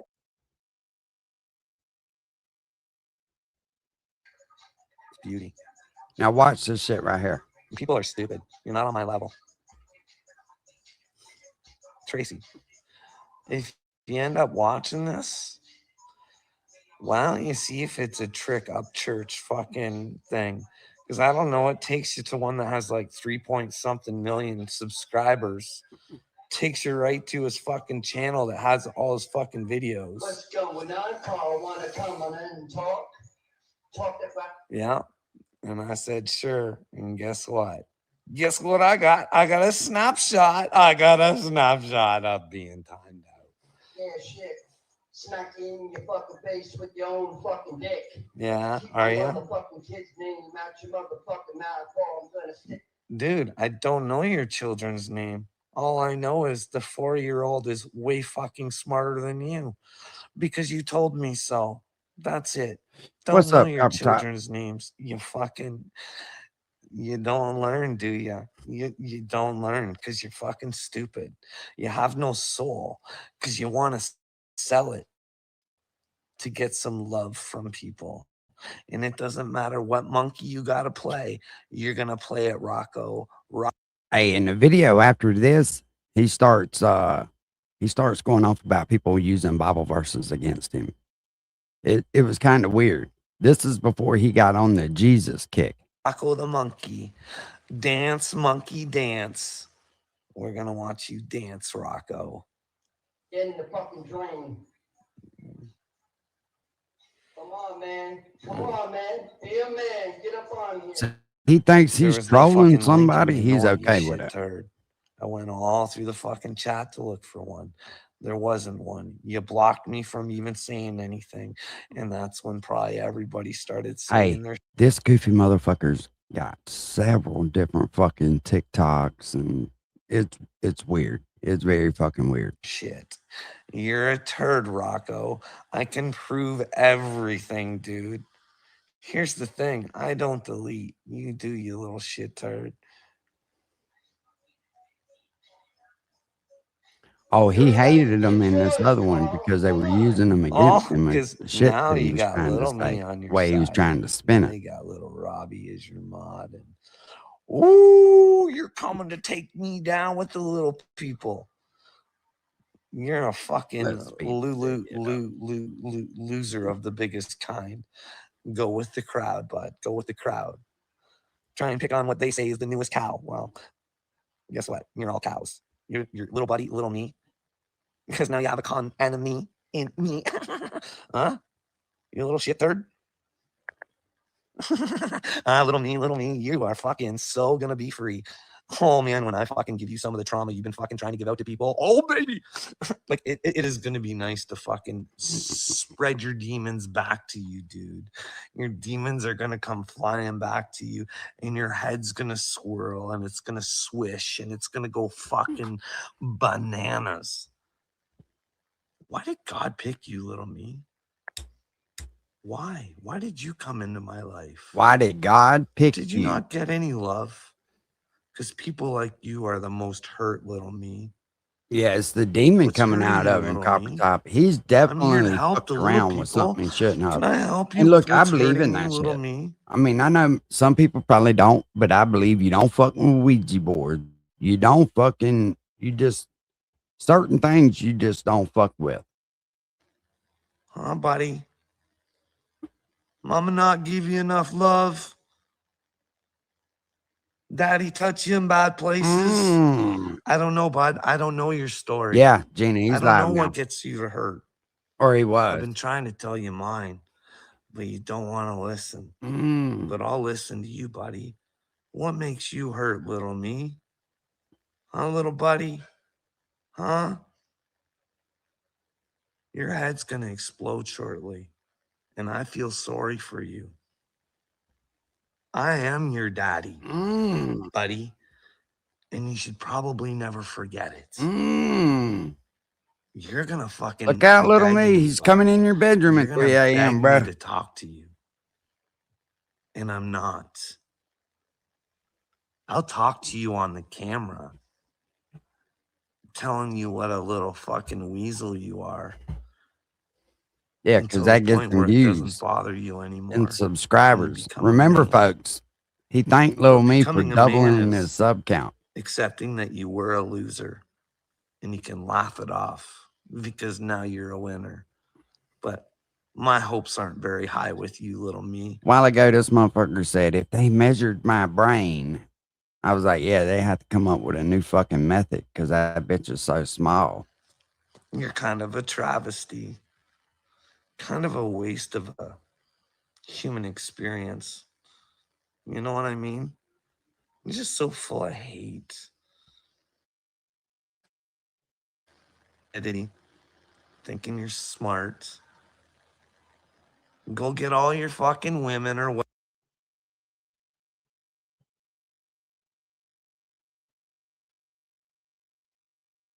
Epstein and Bill Gates talking in emails about fucking panties before the panty happened, bud. Is that a coinkydink? Billy's book, just a little foretelling. Fortune telling. Making some money off of fucking telling you how stupid you are. They said he needs to settle down, and I said I will put him out of school if they keep him after. Well, AD. maybe if we had more time with our kids and did shit with our kids, you know what I mean? It's just fucking easier.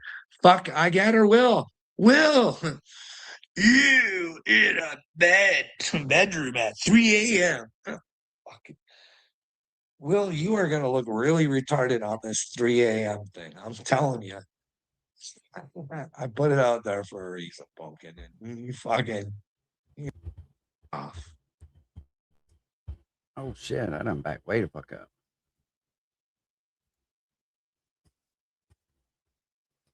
At 3 a.m. Fucking Will, you are gonna look really retarded on this 3 a.m. thing. I'm telling you. I put it out there for a reason, Pumpkin. And you fucking, you're a sucker. You can't help but take it, eh? Because you don't want to listen about it, do you? You don't. You don't care. You're gonna want your own version, no matter what I tell you, buddy. I told you. God works in mysterious ways, man. I'm a mystic. Remember I told you? God came to me. What did he say, Willard? What did I tell you, God? Or maybe it wasn't God. Maybe it was my future self. Maybe it was me. But something told me, hey, Carl, you're going to feel like you're going crazy, but you're not. You're going to be strong enough to get through this. Can you imagine, of all the things to hear from God, that's what I get to hear. Hey, Will. And then I had to feel, I still feel like I'm fucking crazy half the fucking time. Because I can't believe that the world is this weak and fucking pathetic and can't fucking listen and can't lend a hand and fucking would demolish somebody who wants better for them. When you see my brains and the PTSD that you guys have fucking put in there, it all works for you. You should be ashamed of yourselves. But these are the lessons we got to learn. And I got to be right about that PTSD. Now, I'm only going off of fucking Mel Gibson. He said that they measured his PTSD and it was there and they can. So I'm thinking, fuck, I think the human race has done something to my fucking brain, man. Because it just wants to fucking lie and be in fear and protect itself and not fucking, oh, I'm not saying all you can. It's gross out here, hey? Hey, guys. AD. Here's to Christ, bud. Here's to you getting the truth. Fighting for it. Fight for yourself. Because you, like Uncle Will says, he wants me to save him, but now I can't fucking save him. I've never said I want this motherfucker to save me. You gotta be. The bitch is You crazy. gotta be your savior, bud. With Jesus Christ. And he lives inside of you, buddy. There's a little Mashiach in you too, AD. Somewhere hiding. He wants to come out and play. He wants to be like a child with you, AD. He wants you to bring to you a world of possibilities. Not thinking you know everything, bud. Bring that child back, eh? The one that used to question, why? Why? Granddaughter's getting at that stage. Right now, AD. She loves the word no. I think I counted it 555 times the other day. No.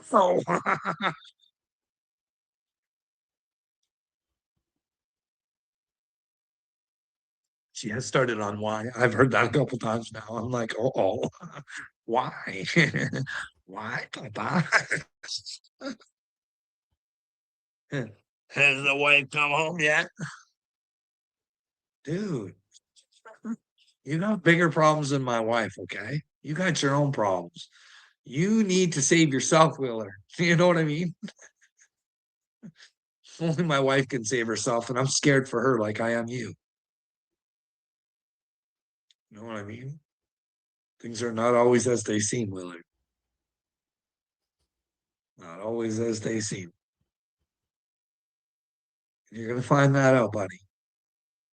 Don't get caught in the illusion. Take a minute. Listen. Look around. Be the observer. What's really going on here?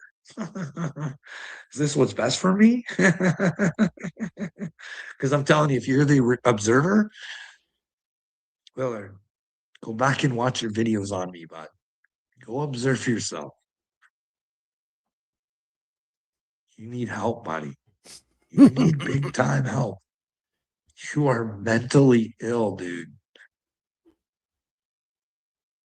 I love you. Jesus loves you.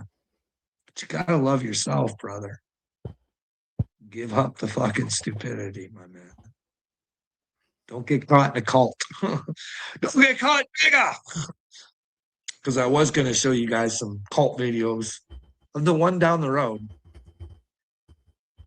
Fuckers. I'm telling you. They're coming to the realization they got Hunswoggled.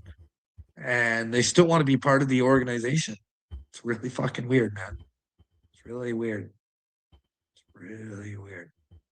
I'd love to go to that church cop top, but fuck. With my violent suicidal record, if I showed up and said, hey guys, you might want to make sure that these men have been sent from God and you don't have to get to God by yourself because Jesus told you you did. Jesus told you he lives inside of you and that you don't need men. Remember, that's what he was trying to warn you guys about the Pharisees. Jordan Peterson.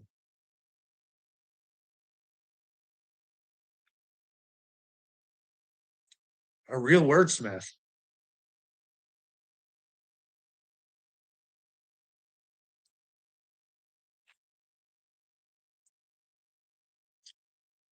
But always remember, if these people don't want to come forward,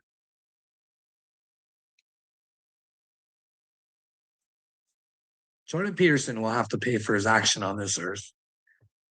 Because if they think by telling you guys what they're doing to you, they're going to get away with it, I think they're fucking wrong. But hey, they can continue the ride that they want to.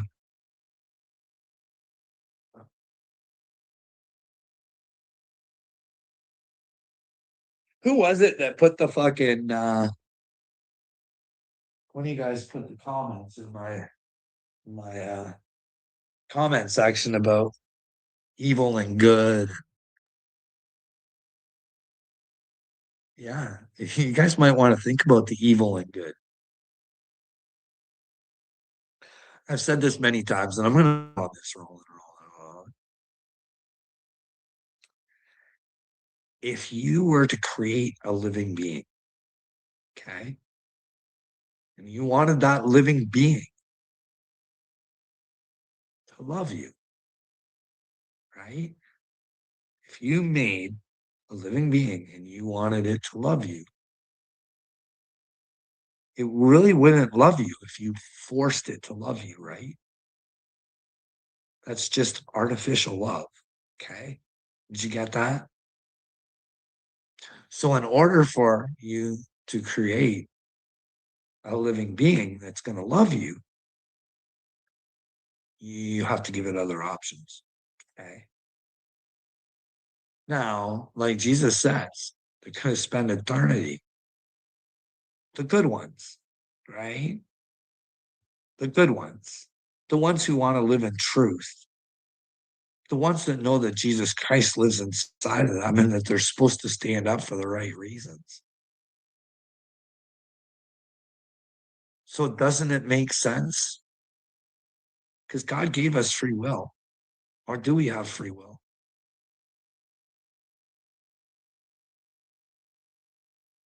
Because I feel like I got the free will, but I don't. God pushes me, and I feel the pain if I don't push for God. But anyways, we have the free will, right? So maybe that's it. Maybe it's about a harvest of creating characters that he keeps that chose to love him because they appreciated the opportunities that he gave to them. And they didn't try and hurt anybody else's opportunities. They only inspire others to want to. Do you get what I'm saying? There has to be another team until the team gets done, right? Isn't that what it says? evil goes down. We can live in fucking peace.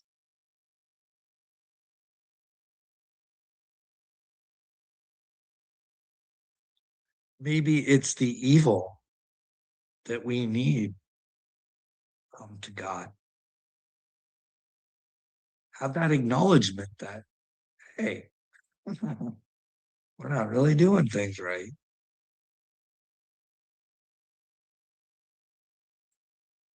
Oh.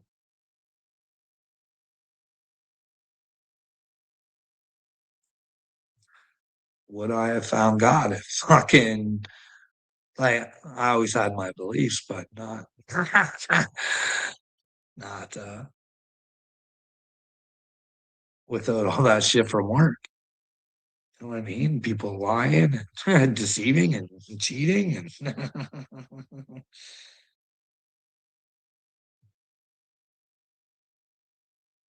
why I appreciate the bad things that happen to you. Grow and learn from them. But Willard, not be a victim, bud. I'm not a victim. I want to point out the problems that I think are going on in the mental health field. Think there might, if I got hurt the way I got hurt, that other people are being hurt that way. I want to let people know who are being hurt by their jobs and that they might want to tell their friends that, hey, if you don't want to stand with me because I got the truth, it's okay. I forgive you, but you'll fucking rot in hell. If there is a hell. Because you have to be with the truth. I mean, like, fuck, I don't know. I don't know how else to explain it. Anyways, I'm going to go because now I'm just, why won't you answer my question? Well, what's your question? You said your son went crazy on medication. He was put on medication because you accused him of raping you. Are you an idiot? You're an idiot. You're an idiot, mama alien. My son was a young little chap. I'm trying to think of the age, but probably around the same age, maybe 7. You know what I mean? Yes, and I think that's what it was. He would have been about 7. Not good with dates and shit.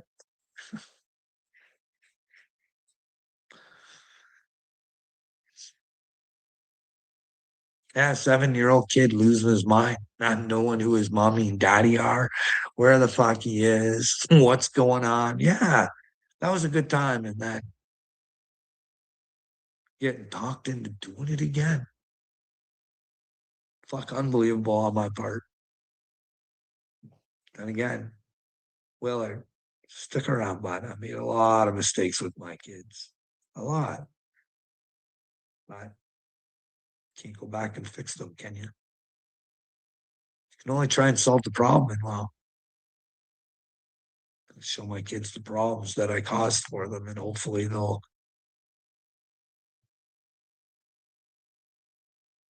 forgive me and they'll get over their own bullshit. You know what I mean? But they're gonna have to fucking understand how they got to the way they are. They're gonna have to figure out the truth. You know what I mean? You have to go and figure out when you go through her, Willard, and you want to come with God, you'll have to figure out what your part in everything has been. You know what I mean? You don't let yourself off the hook. You know what I mean? Hey, but hey, you have no idea or concept of God. It's a pedal protecting world, and well, pedal protectors are with Satan. Remember that, guys. So come on back when you don't want to be pedal protectors and you want to come up with the grand plan to fucking win this planet back. Would you guys like to do that? Wouldn't you like to be superheroes that help win the planet back from Satan? Hey, guys, wake the fuck up. Wake up, rip it.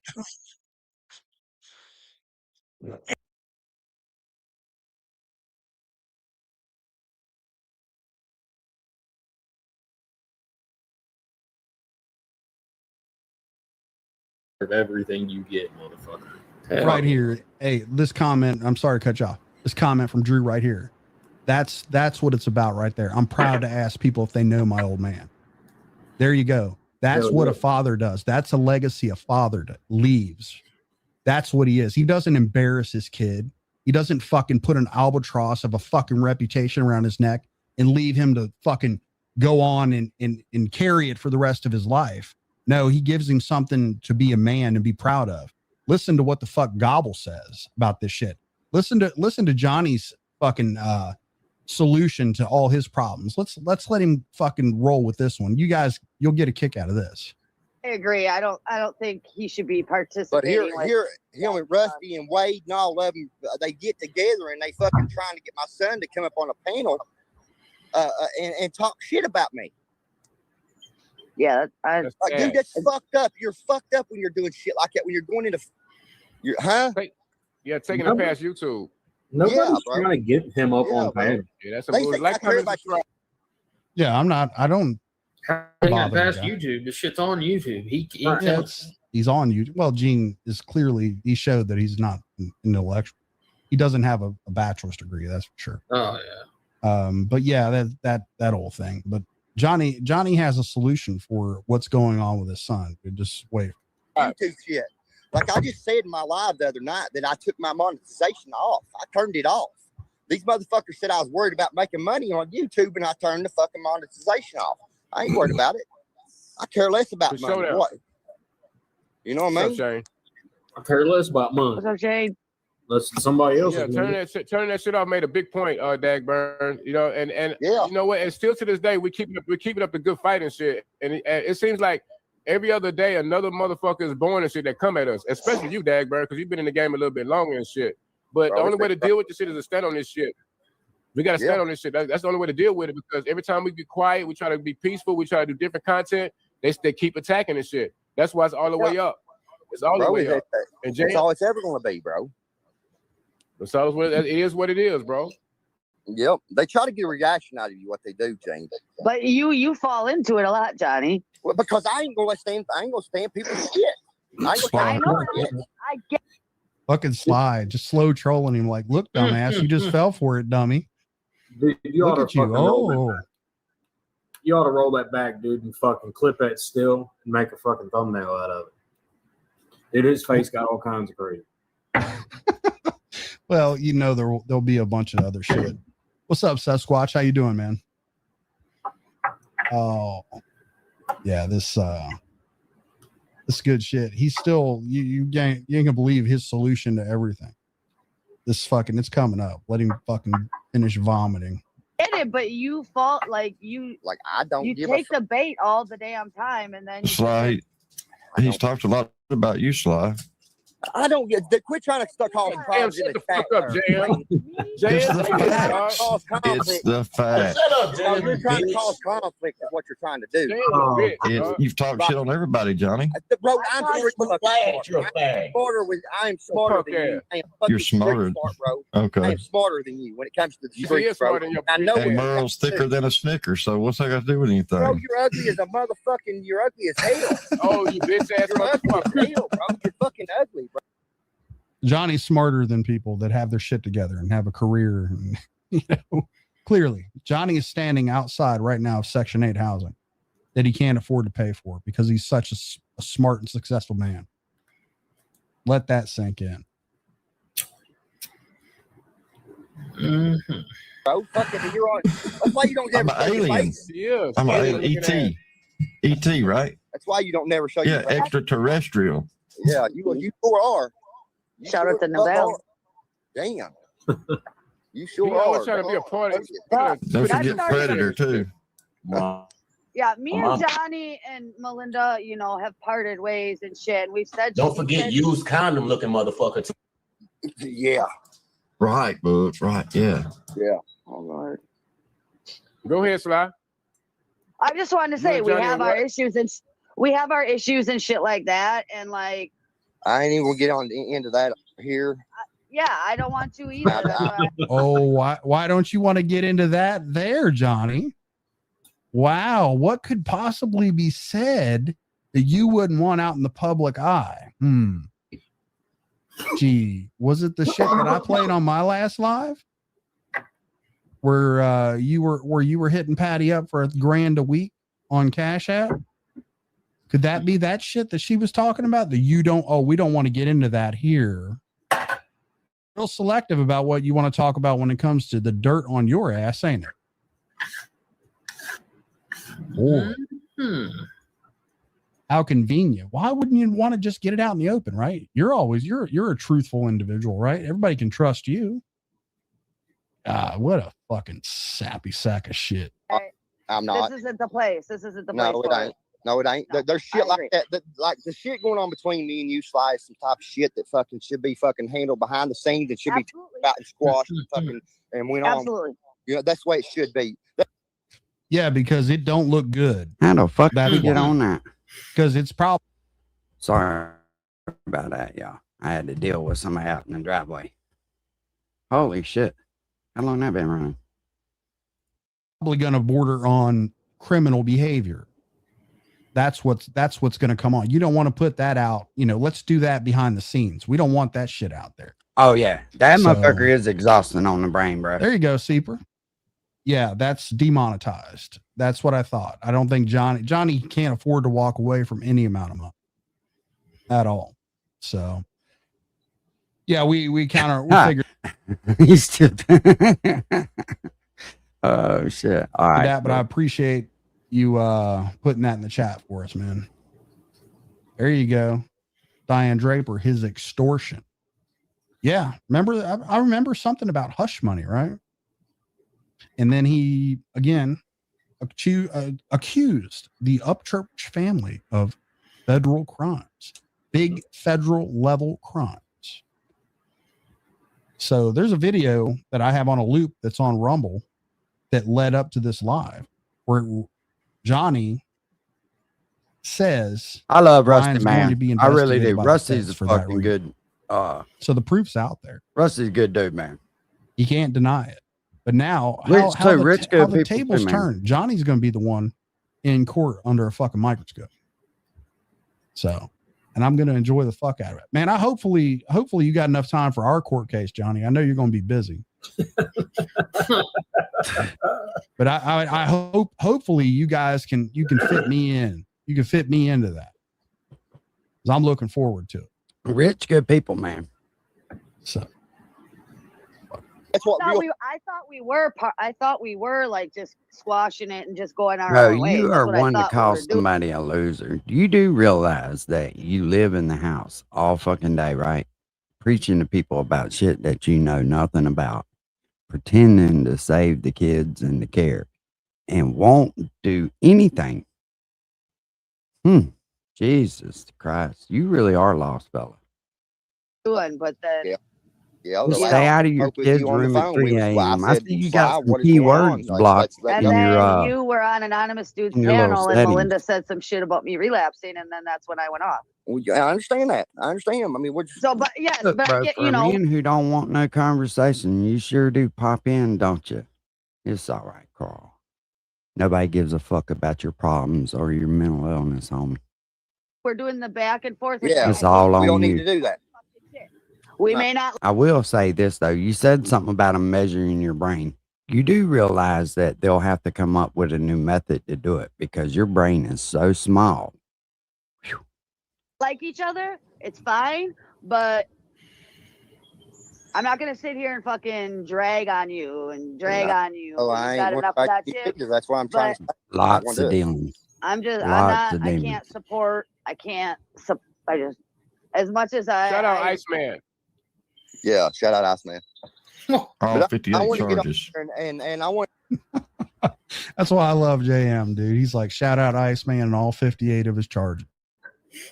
Again, a classy group of folks over there. Let's shout out Iceman. Great group. Absolutely. The company you keep, Gene. Company you keep. And that's why you're never, ever going to get off of fucking being a low rent fucking YouTube rapper, dude, because of that shit. You actually got some talent, but because you do this dumb shit, this is why you're never going to go. Oh, they damn sure fighting for fucking oxygen. Ripping. They to point damn that sure out to him fighting for because oxygen. he was just talking about how he tells the truth. That's the only reason why I come up on the live is because he talks about telling the truth, but he sits and lies to everybody's face, and he says that Like me asking him about that video, it's a clipping of a clipping is what it is. And he's took it and cut it down and made it sound the way they want it to sound. And then they want to laugh and hee-haw about the buck. All right. What the fuck is a clipping of a clipping? I mean, can somebody explain that to me? This cracker said a clipping of a clipping.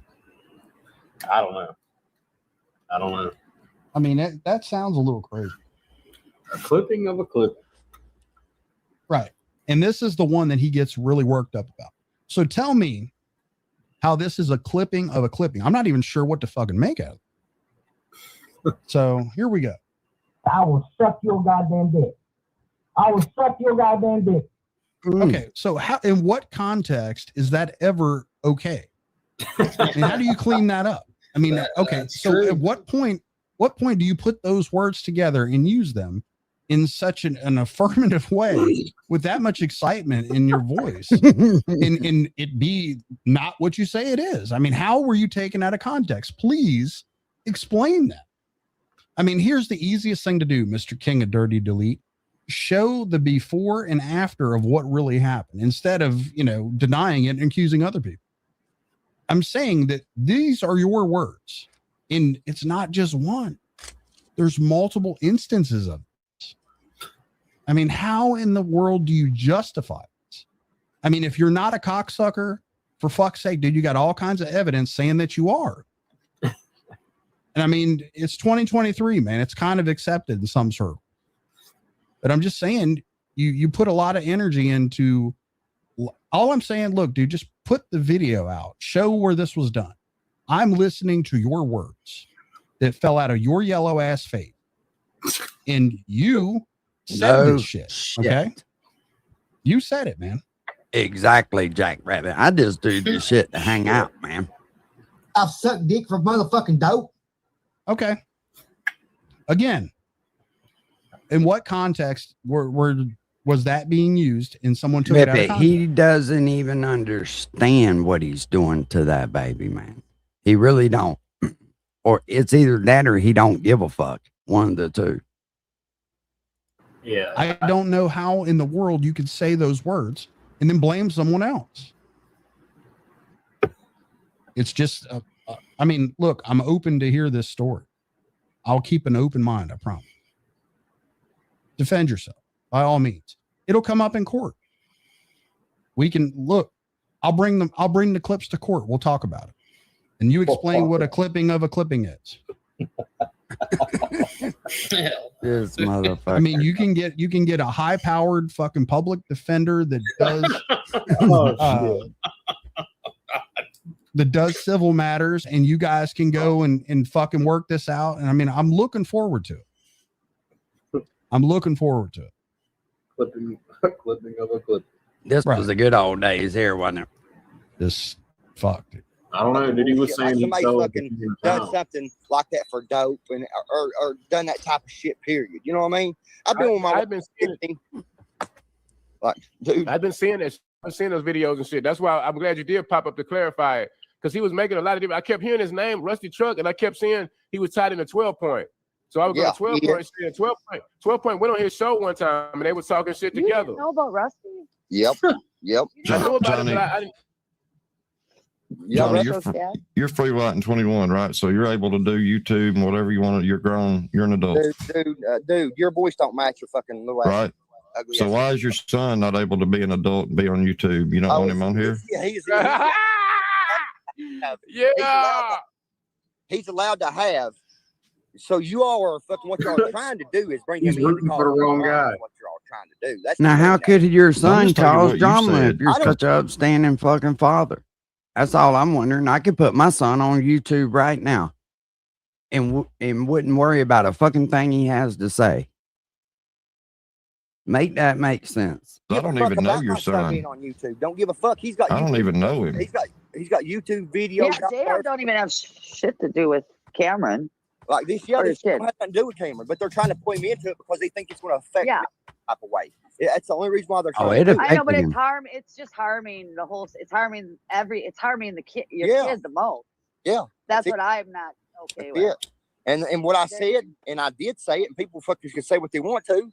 If he comes online and he starts slandering my name and lying about me, because he's supporting his fucking mother, then I will go legally and handle something. I will. Yeah, John, you're absolutely right, Roland. He's the one that got out there and said, my son trying to fuck my daughter. And people want to down me over that, but he's of age. He's a fucking man now. Yeah. You're a fucking He's a man now. Yeah, because them YouTube court battles, you always hear about them on the news. I love. I mean, so this is his. And Cameron, I'm sorry, but he's talking about suing you because you want to share the truth. And shout out, Mr. Wade has been more of a father figure than Johnny ever was. Yeah, shout out to Wade, man. The empty mellow yellow can that he likely left behind was more of a father figure than Johnny ever was. And I'm sure you back me up on that. And I feel really bad for you. I really do, Cameron. That this guy is. And I'm going to tell you why. Because you can tell that this shit has affected Cameron in a way that he's never going to be like that piece of shit. Now, do I wish Cameron had a better childhood? Yes, I do. But it's also going to make him the man he is today. Threatening to sue you. And basically, he's trying to keep you from telling the truth about it. And we can all see that. And I'm so sorry that he's doing that too.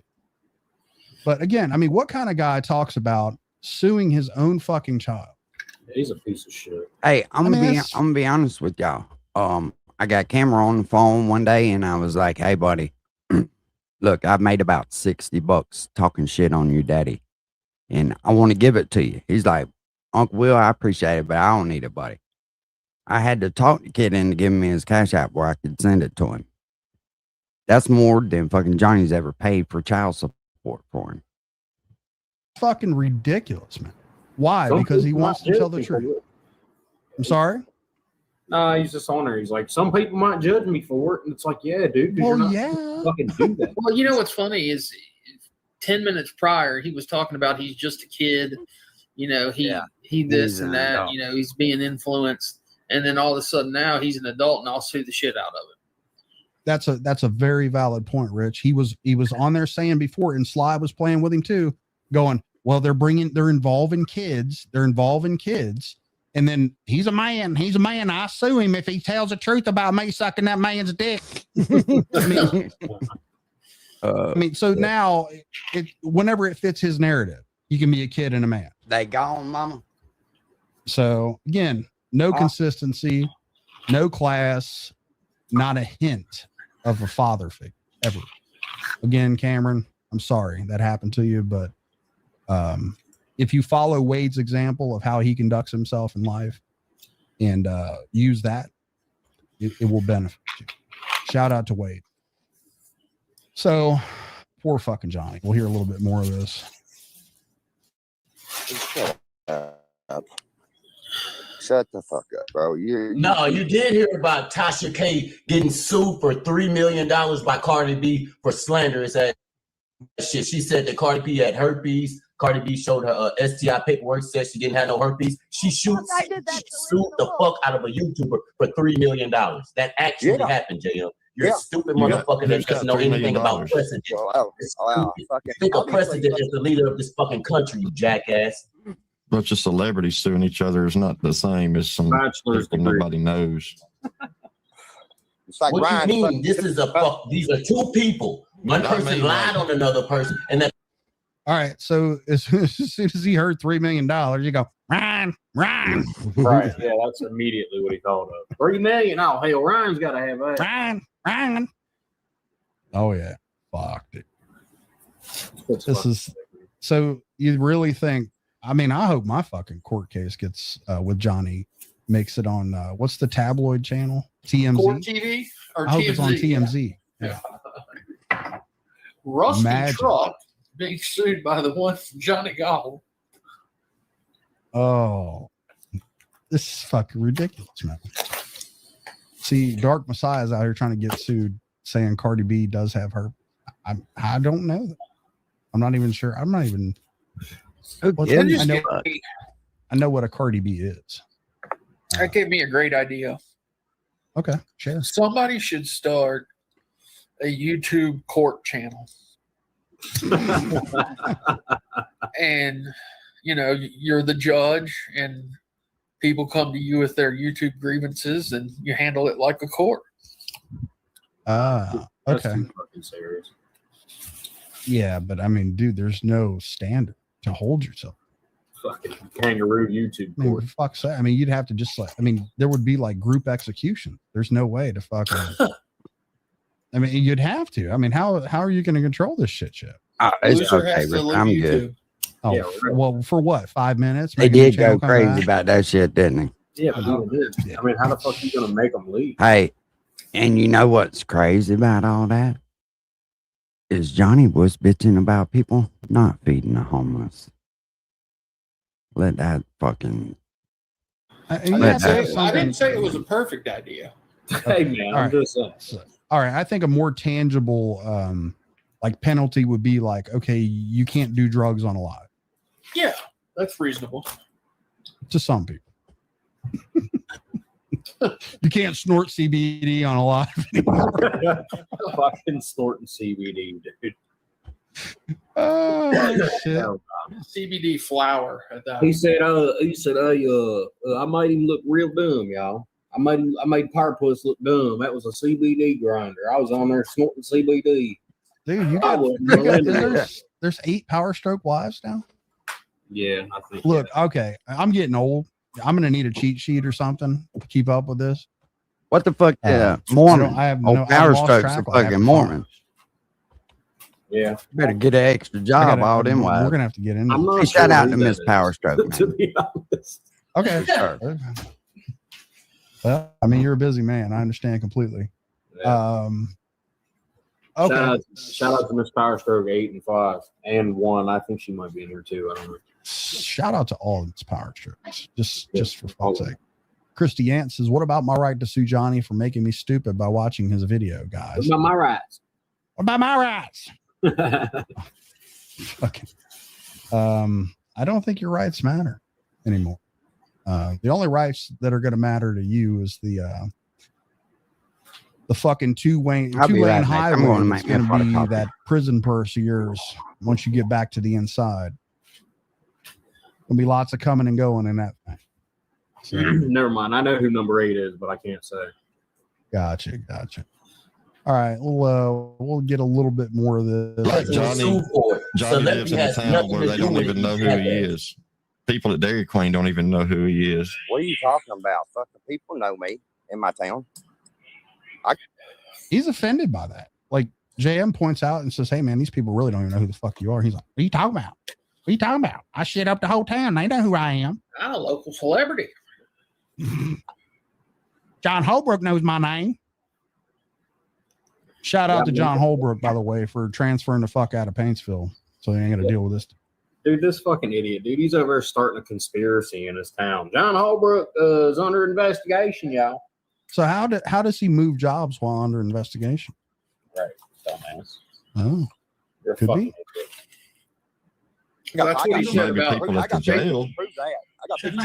I'm sorry, Rich. Go ahead. That's what he said about Stapleton too. He transferred to another department and he left because he was under investigation. That's Well, just what you do when you're a cop. You get in It trouble says- and you just go on somewhere else.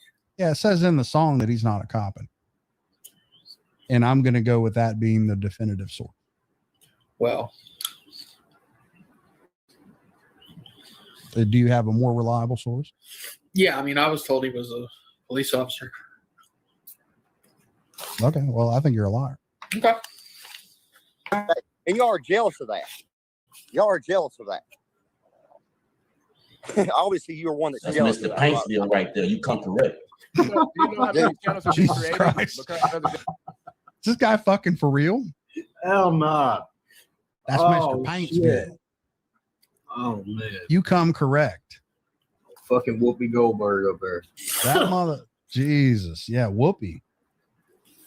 Whoopi, do you not see how yellow this motherfucker looks? Jesus Christ, dude. That's Mr. Paintsville right there, y'all. He looks the same as the Teletubbies baby that was in the sun, dude. It's the same color. The same fucking color. And this picture that Sly puts up, dude, it looks the same. Tell me this fucking moon face that he puts on it. Hey, shout out to Sly. Look, you ain't got to like me, Sly, but fuck. You did it. You were awesome in this one. You did the slow trolling shit, and I love it. That because of Because of Dagbur's me. content. Do you understand how many? Right. So y'all gotta get y'all facts straight before y'all talk shit.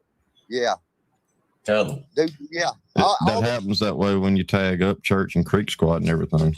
That ain't got nothing. Look, You that tagged ain't me got yesterday. It does because that's the Really search did. terms. Rusty's It comes lies up when are you a good search. It fucking does. It time, absolutely man. has Take a everything to do community with hang it. out. That's how the search algorithm works. Okay. He act like he ain't tagged nobody before. You tag people too, JM. I don't tag up church and Creek Squad. No, I don't. Who it is you tag though? I tag Scooter Beggins and BCMCE. Oh, you. Yeah. Absolutely, Little Seeper. Dagburn is rock truck yellow. And I noticed that we no longer speak about the 777 pole smoker job that he had, right? Well, you know why, right?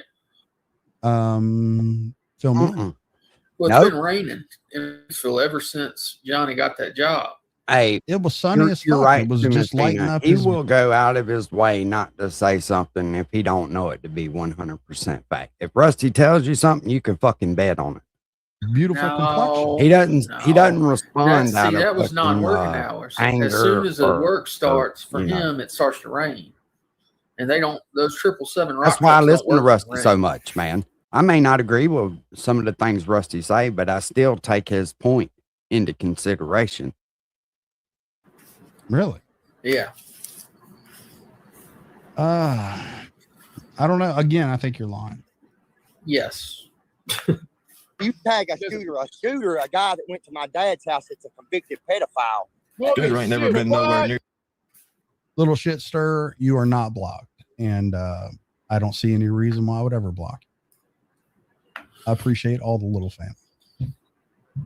Your dad. Shout out to the Scooter little- ain't never been nowhere near your dad. Yes, he Never. did. No, he Yes, has not. Especially little proof me. of it, bro. Prove it then. Put it up. He was in my Yeah, dad. no, Johnny said this He shit has 2 not. nights ago on Mocon. He does. He has not been And I can nowhere near your appreciate dad. that. And he'll My do it dad without was getting a mad black at you. You know what I mean? If you got a difference of opinion, he'll tell you, you know, why you should look at it from a different angle. It's up to you whether or not if you follow through with it or not.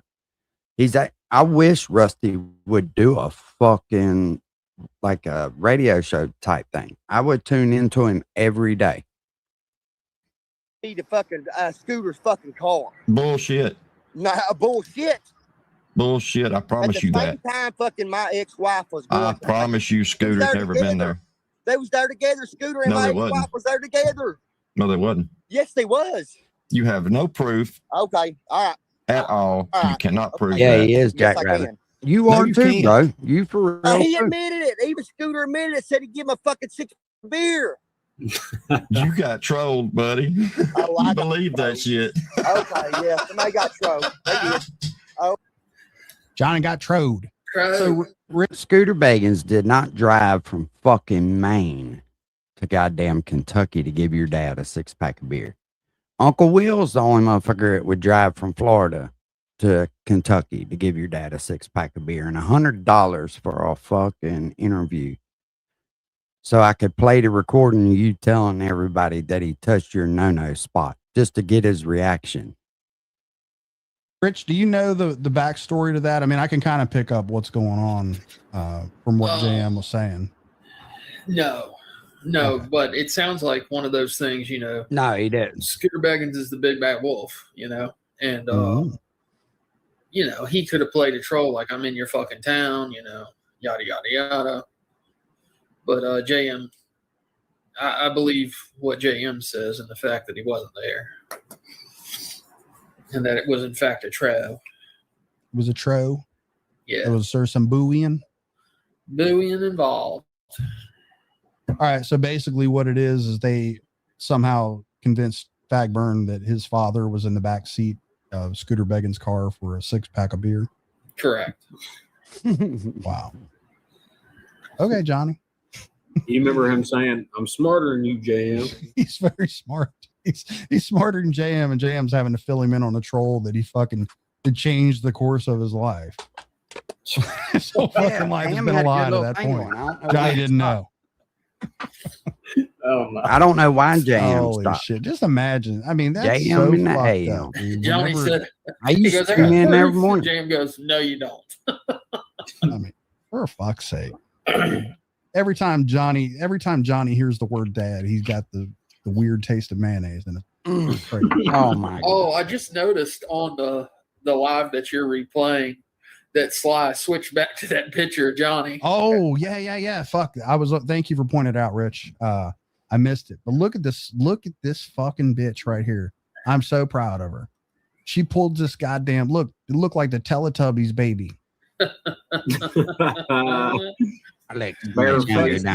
Slow trolling him right there while he's over here having a meltdown, finding out that his dad indeed was not in the back seat of Scooter Beggins' car for his 6-pack of beer. Slap by Sly. I'm so proud of you. Fucking slow trolled the shit out of him. Because that's not an accident. Points. Go ahead. That's good troll points for her. Oh, I got a newfound respect. I mean, again, like I say, I ain't never gonna loan her money or trust her, but fuck, look, this is good. This is good shit here. I really don't have a problem with it. With this. I mean, even though, I don't care. She can talk shit about me all she wants. And fuck. You can see clearly, like, after if I survive the barrage from Whoopi Goldberg up there, dude, I can fuck. I'm indestructible. Be all right. Whoopi Goldberg. Oh shit. Oh shit, man, shit. All right, I'll play a little bit more of this. Oh yeah. Oh God. Bro, they really did. You believe everything people on the internet said. You're trying to make excuses for Scooter. No, it's because somebody on the internet said it's true, so it must be true. Yeah. Somebody on the internet said so. Y'all fucking with pedophiles. What y'all do? Somebody said so on the internet, by God. It must be true. No. I think I've seen it. You've seen it. Yeah. Bro. It must have been especially jaundiced why would that you day. even say some shit like that, though? Why would you say, hey, I was hanging out with a convicted pedophile, bought him some beer? Even if it's not true, which I believe you, Johnny. But why would you even say some shit like that? What's the point of saying that, bro? Right. Just telling people hanging out with you, Butch. Viz is on a roll today. Love you, Viz. Hey, since JM has been such a big part of this live, one of the mods, could you please drop his link in the chat? If you guys aren't subscribed to JM, please do go check it out. Gets me through a lot of mornings, man. I appreciate him. Yeah, he's live every morning, Monday through Friday. Usually starts at about 7. But he's going to be off tomorrow. Okay. He got called in today, so there's not going to be a live tomorrow morning. Okay. Well, JM in the AM, JM Exposer. Check him out, guys. You'll see if you're not subscribed. I mean, saying there's like 106 people in here, so there's a possibility maybe you aren't. He is working verse, but he covers Johnny a lot too. Oh, yeah. So some good stuff, and you can see he's got an awesome sense of humor, and all around good dude. And also for those that don't know, Johnny's Archives channel is out now, which has a ton of old Johnny videos backed up. It's just called Johnny Archives. Yes, Miss Power Stroke number 5, if you wouldn't mind. Thank you for doing that. The Johnny Archives channel. Very you guys are racist, missing anything from your gobble goodness, incomplete sets, dirty deletes, hates the white any of the shit. There's a fucking beautiful resource out there that's got. It comes to the 1st and the 15th, and then he still hates the white man. So, guys, go and get that. Get you some Gobbler Gold, man. It's out there. Gobbler Gold. The evolution of this of old Fagburn. Hell yeah. Here you go.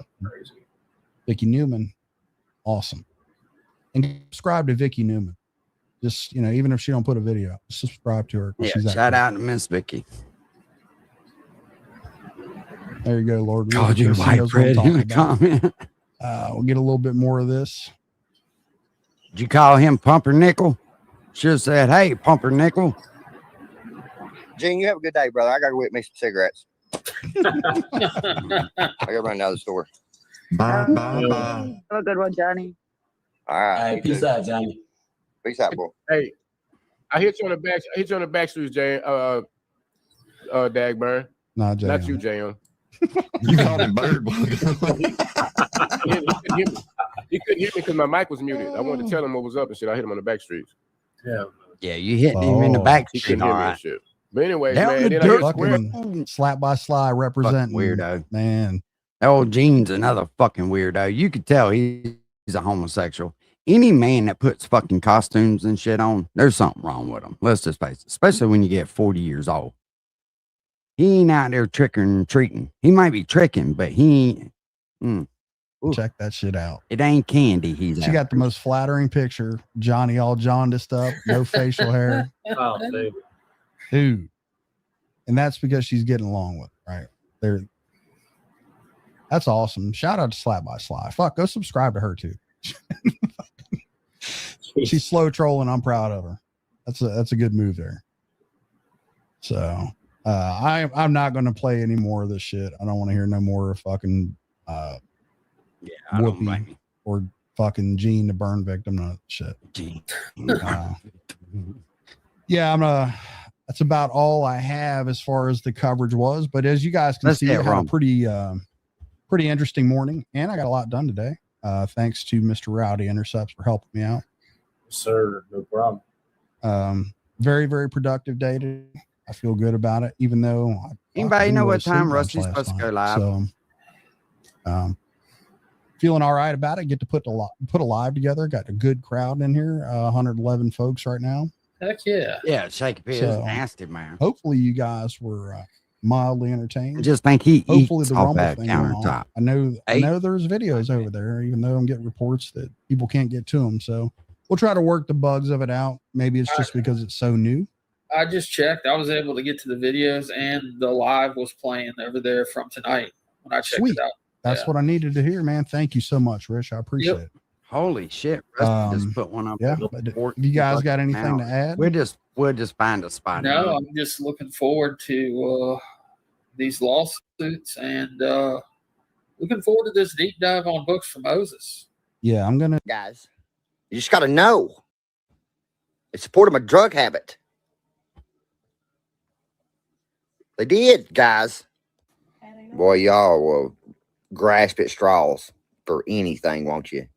Lord have mercy. Mikey's mad about them strikes he got. He might have got demonetized over that one. You know what I mean? But hey, do you think I can't strike you for using my content off Facebook that I put up myself? I can. You better research it because I'm about to. Bing, bang, bada, boom. Said I can. You better research it because I'm about to. You fucking moron. Oh, Lord, what a fucking moron. Hell yeah.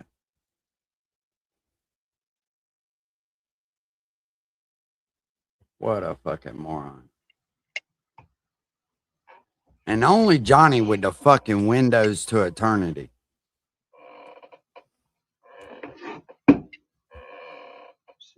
Better. Let me get a cup of coffee. I'll be right back, y'all. Sound better? We know, y'all.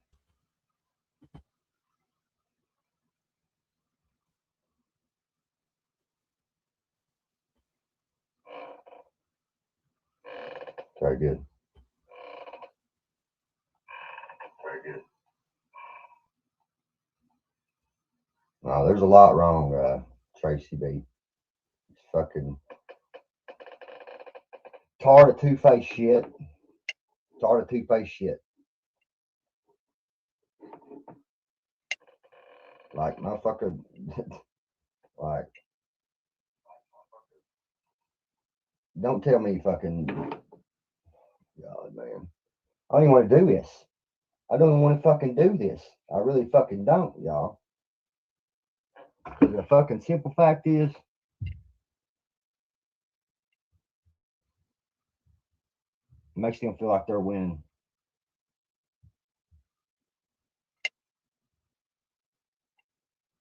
Some fucked up shit going on that I don't like. I don't like the two-faced shit. I do not like it at all. I'm not that type of person. I don't swing that motherfucking way. and I will motherfucking call you out on it.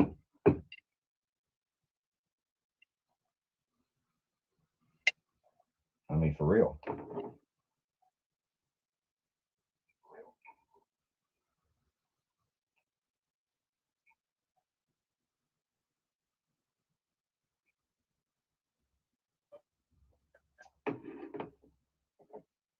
We got this person that's within the circle of what I thought to be family that started a bunch of drama. I'm not going to mention her name yet, but she started a bunch of lies. Oh, he ain't gonna work.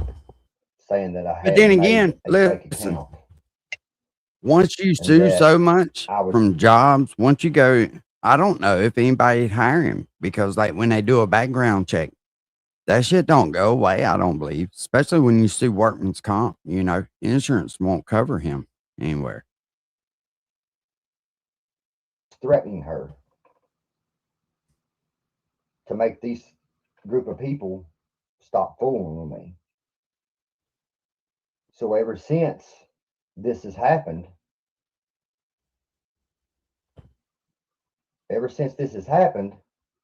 I like how he spins this, right? The truth was, is Patty was trying to get away from him, make a clean break from him. And I called it in her comments. The motherfucker was in there giving her a guilt trip.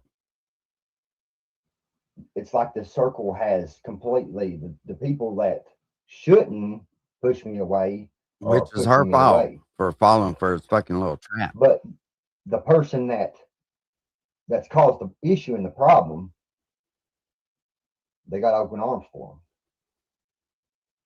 Like, what's up, no, Josh? I don't deal with that shit. I don't deal with that fucking shit. You get the fuck away with me. Get the fuck away from me with that shit. I don't like that fuck boy shit.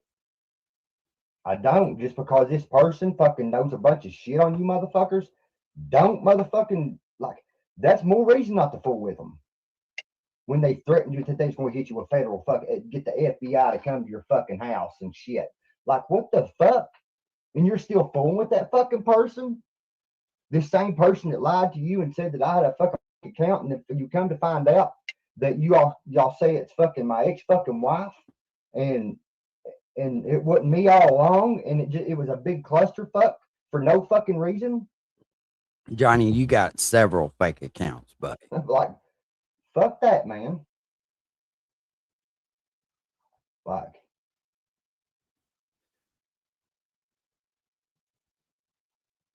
just fucking ridiculous. This motherfucker's got several fake accounts. Ridiculous. Nah, I ain't raging. Just fucking less people I got to fucking worry about. It's just fucking, yeah, it hurts. It hurts a lot. Oh. Because I put in a lot of fucking blood, sweat, and tears in this fucking shit into a lot of fucking people.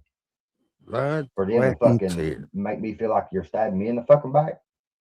For what? Like, I ain't done a motherfucking thing to nobody. What's up, Jimmy Hill? Past this shit. Tarjay, what's happening? But this same person, Hello, Israel, was trying to get in contact with my ex-wife and cause problems. Oh yeah, no. Usually, man, I can tell when it's him right away when he does come in here. You wrong. Johnny Iran's been talking for over a year. Y'all are so jealous. Who you are, or what you got. Okay. I will not deal with you. I will not. Nah, never. No. He ain't never. Yeah, the only thing you got right about that is he's never did anything at all. Period.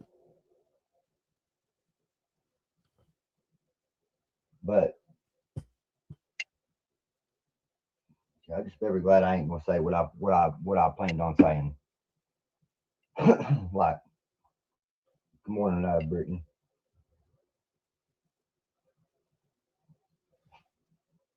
Like, I was asked by this person to apologize to this other person that started all these accusations, and I did. And I did. She was like, do it just for the sake, you know, to stop the drama, to stop the argument. And I did this. And then you motherfuckers gonna push me away? Like you motherfuckers gonna push me away? Still ain't found. Tracy B, it's Patty and Tamara. That's what I'm talking about. I'm speaking on justice is what I'm speaking on. That's who I'm speaking on. But I don't think it's more Patty than it is Tamara and fucking Justice. Is what I think. Like fuck that shit. Fuck that shit. I don't like that fuck boy shit. I don't like it. I don't give a fuck who you are. I don't give a fuck who you are. I don't give a fuck. I don't care. I don't care. And it is what it is. There's probably gonna be a lot of people that don't like me after this video. But y'all know me. I think there's a lot of people who didn't like you before the video, and that's pal. just who I am.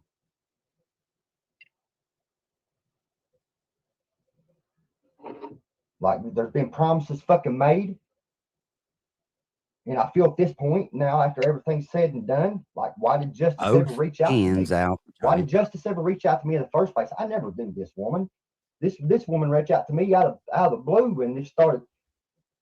You know, I knew that they was connected, Tamara and Patty and her, but I never really thought nothing of it. But like fucking, why do the fake shit? Why?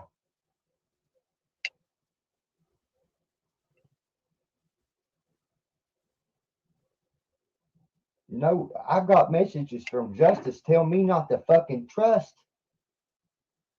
Patty and Tamara. And because of what this fucking girl knows about you all,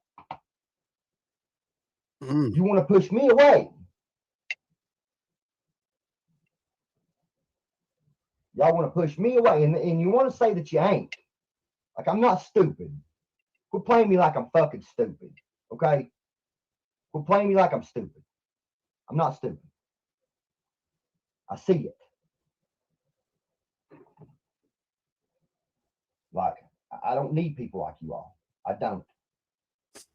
I don't need people with like, from the time Justice came into my fucking life, it wasn't nothing but a constant fucking drama. Shout out to Miss Power Struck. The same person tell me that Justice is committing fucking up, Dr. crimes Bleach? on fucking social media and on the internet. Committing crimes. It's the time that fucking Patty tried to get away from Committing him crimes. and break clear of him. And he had a meltdown. Patty, please pray for me. I know you hate me, but please pray for me. My family needs this. It's fucked up. It's fucked up. That's right, Bella, Michelle. It ain't right. It ain't right. And this hurt more than any fucking thing. It hurt. It did. It did because, you know, Did it hurt more than Daddy's tells hand? me you're my adopted son now. We're soft and gentle when And the I problem was that was caused crying. between Tamara Daddy and used Justice, hand. between us three, Oh, when I done wrong. it's set. It's now fucking. I'm being pushed away. Like I'm the problem when I ain't done a fucking thing. Not a thing. How many phones this motherfucker got on the bed? There's one under the pillow. There's one right there and that one right there. Now you tell me this motherfucker ain't running around with fake accounts. This bitch has got 3 fucking phones in his hand. Mods that are not my mods anymore. Sorry about that, but it is what it is. Yeah, he needs everybody to believe that. Myself to sabotage myself. I don't need these people. I don't give a fuck what they got. I don't need these people. Why does it sabotage me?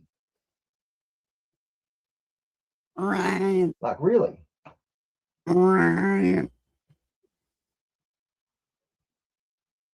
You know? It is what it is. They can hate me if they want to. I really don't care. I've got enough. No hate justice, for no peace, right? Like I feel now that I was used just to fucking keep my mouth shut about fucking about some shit. It's funny. He still ain't never talked about anything. Motherfucker don't know nothing. She didn't do anything. I removed everybody. Yeah, that's the headset he broke. Everybody.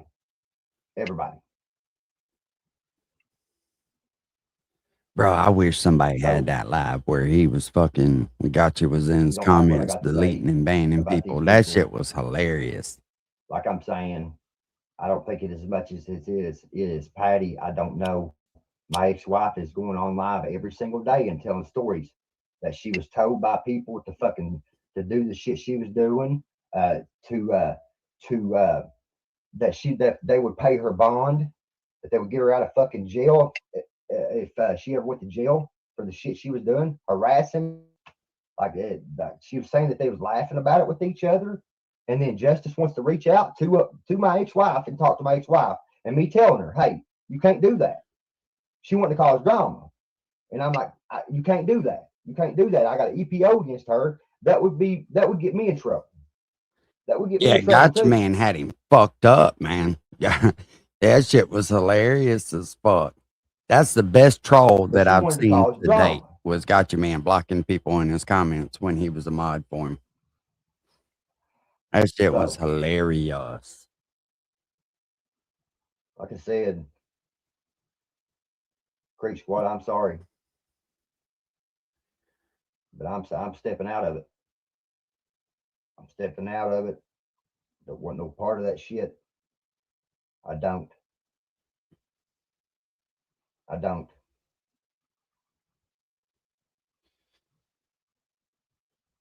Like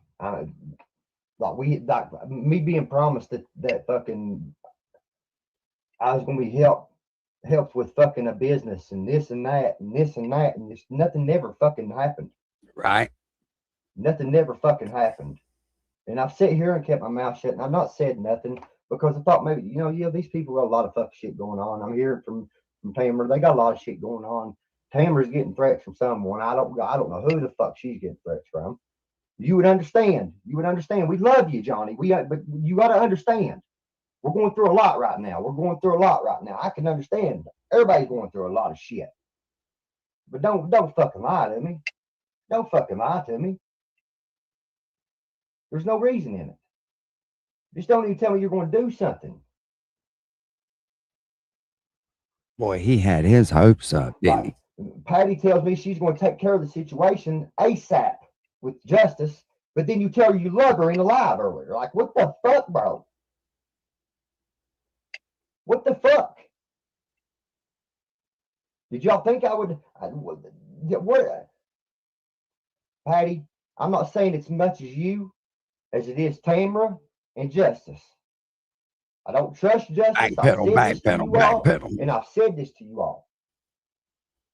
The thing is a fight was caused by. If Patty would have just sat there and waited and not said nothing, she'd have seen what this idiot really fucking thought about her. Justice. He looks at her like a fucking mark anyway. Threats were supposedly made. Tamara told me there was threats made by Justice that she was going to hit y'all with the FBI and hit y'all with charges and all kinds of shit.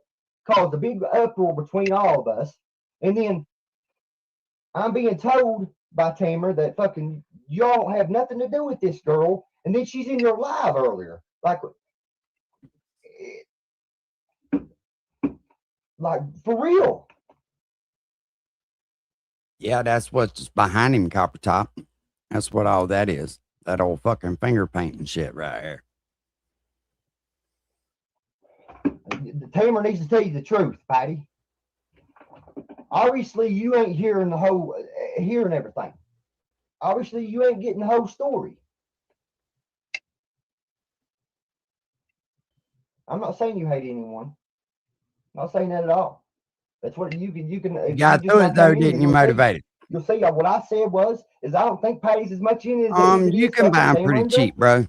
You can buy them pretty cheap. Just told me, she said, believe it or not, at for nothing but for what you're doing, that 3/8 drive Craftsman 20 volt to do just fine. They're about 150 bucks. Do something and not do it. There's when y'all promise shit, don't do it. Don't back out on your motherfucking promises, man. Yeah, man, I had my hopes up, man. I had my pocketbook in the background ready to go, man. Looking for all that money, man.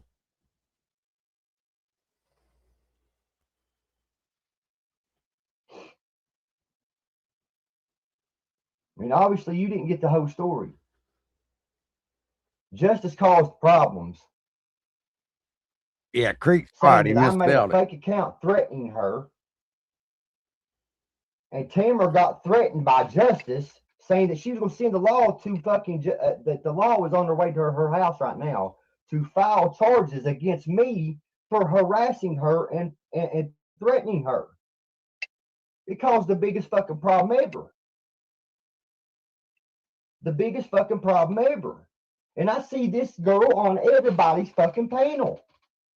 I'm mod for every fucking one of them. Like, dude, I'm not with the shit. I'm not with it. I'm not with it.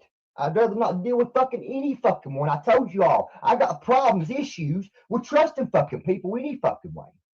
I got problems with trusting people any fucking way. And then fucking this girl comes into my life out of fucking nowhere and just fucks it all up. Fucks it all up.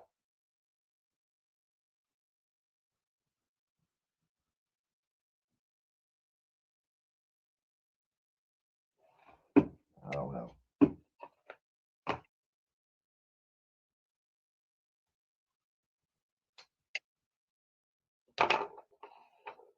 Taylor told my fucking wife the other day in a message that he's just mad because they ain't got me down here, because they ain't got him down. We ain't got him down here yet. It ain't got a motherfucking thing to do with that. Lord, I got over that fucking 2 months ago. Like, what the fuck? Like, what the fuck?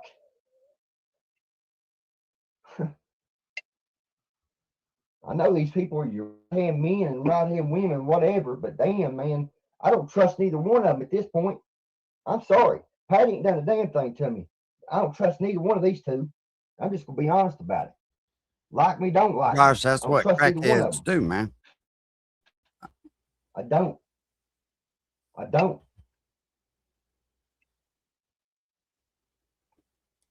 They got to whine and bitch and fucking try to make somebody feel guilty so they can get their next bump. That's all it's on this motherfucker's mind. Point that there isn't anything there, Miss Patty. I don't not anymore. I don't understand it. I don't understand it.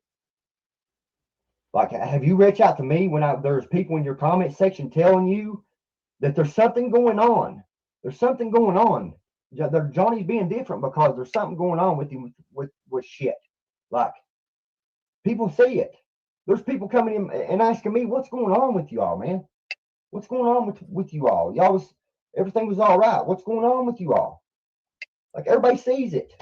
Whine, you I've tried to whine. keep my mouth shut and not say nothing, but I guess this is what you got to do. You got to bring it straight here, because you sure can't talk about it. Like, I've asked.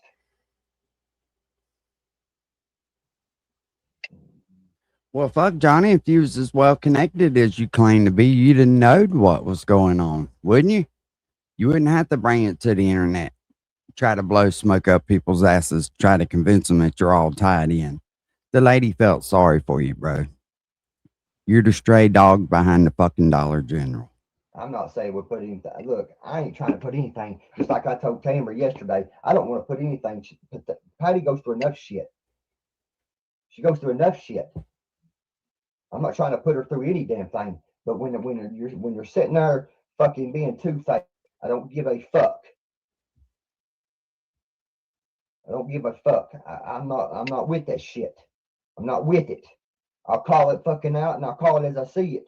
If people don't like me over that, it's okay. It's okay.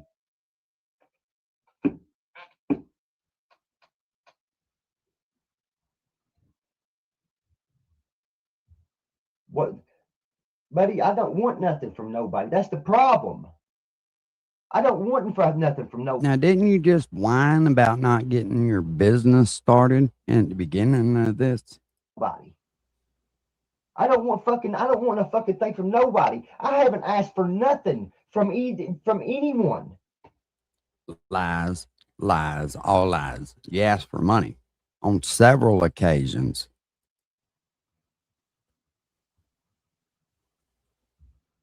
I have not asked nothing from no one. I ain't worried about money, guys. I care less about money. I don't want nothing from no one. This ain't nothing about that. This is about being fucking real.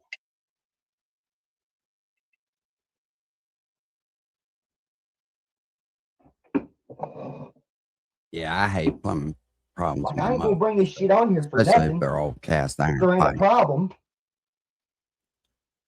Y'all know me better than this.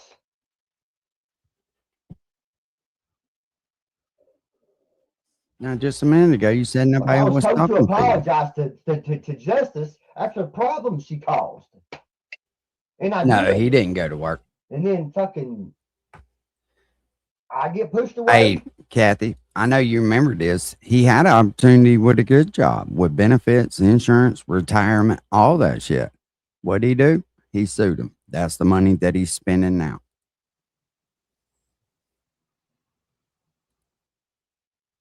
Flexing, showing it on YouTube. Look what I got. Oh.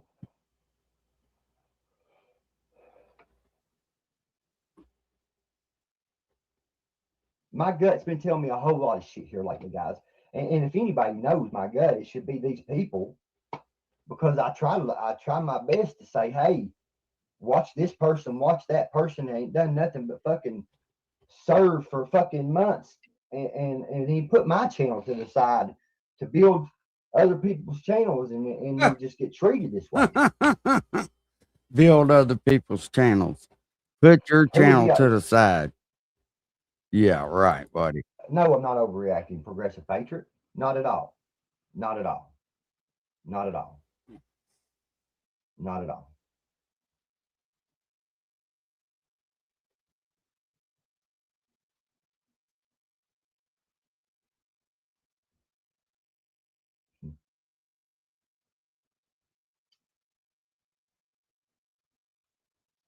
All right, Brittany, I appreciate you. This dude's a fucking idiot.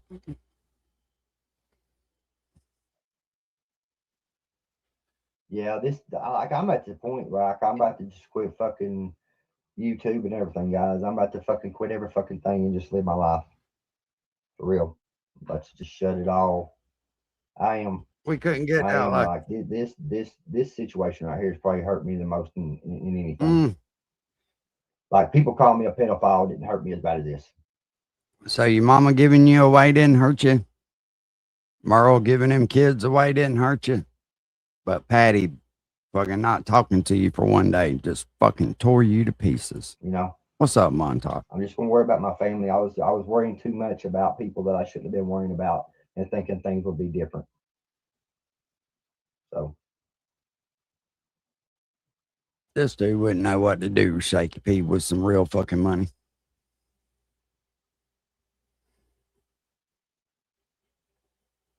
If he went and bought him a gold I'm grill. logged out too. You ain't the only one. It's fucking like he done did. Like, my bad. I forgot about that. If you don't know what's going on with your circle around you, like, you need to know. You need to fucking know. Pimp. Waste of fucking air. Like, don't have these people around you that ain't going to do nothing but tear you down, you know. And that's what Justice done. From the time she come into my life, she didn't do nothing. But this is a manipulating little motherfucker. And both of these women know that. Both of them know that. Manipulating little motherfucker. Like, I don't know what to say. I don't know what to say anymore. Like, people on the outside looking in can see this. They can see this.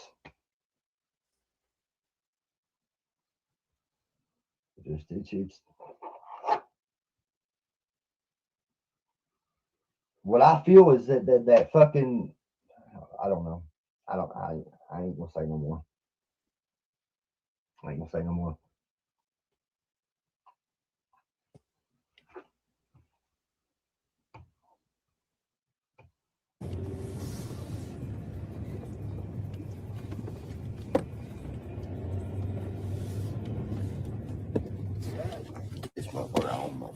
like, hey, you ain't got damn seatbelt on.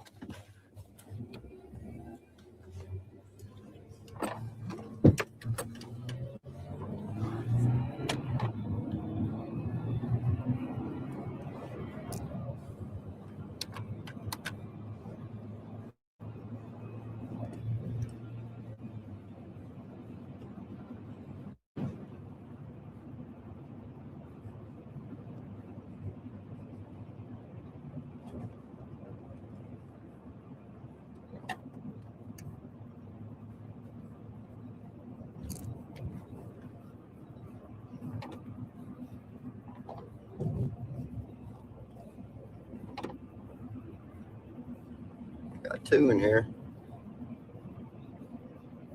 Free in here. Freaking frack. Don't be back. Well, he was proud of that fucking Jordan hat, wasn't he?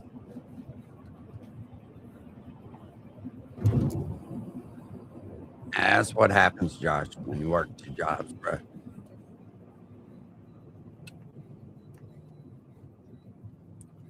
I must be getting shadow banned or something. It's all right.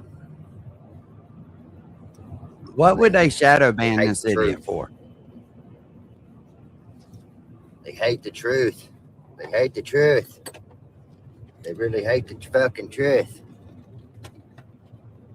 Slow down, Carl. 7 in here.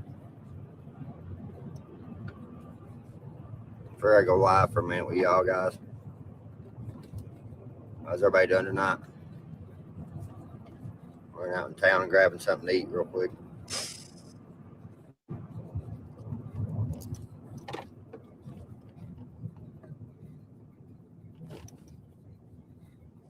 Turn my security camera on. It's gotta suck to have to go live everywhere where you go. I think so. Slayback. We had already seen it though. Me and Rusty had covered it though. We're talking.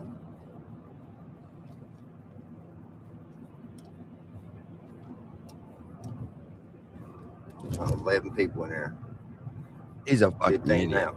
It's going up. Gonna fuck him up. It's going up. I hope not. But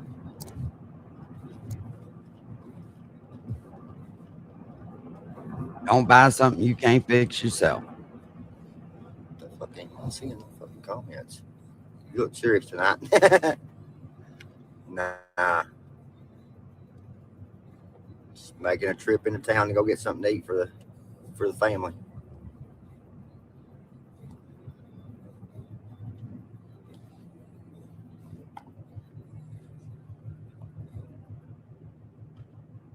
Eating and listening, Summer says. We got 26 in here now.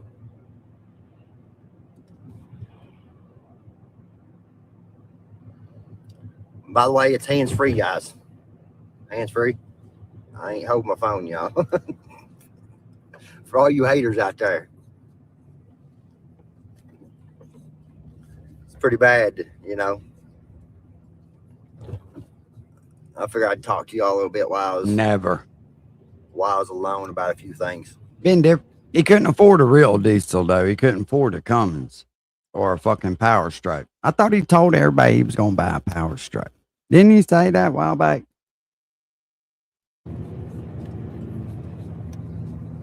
Been doing a lot of thinking here lately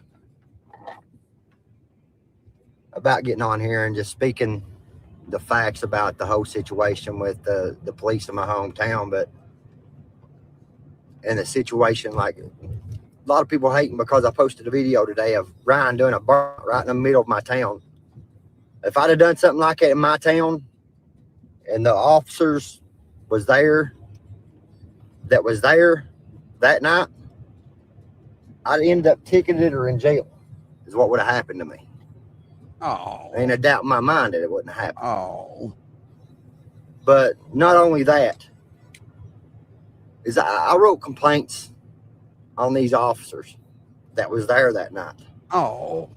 I mean, it's obvious for anybody that can see the truth, can see that I was set up at night. And what people don't understand is, I don't get where he says he was set up. So they came and dragged you out of your fucking house and made you go down there? Is that what you're saying?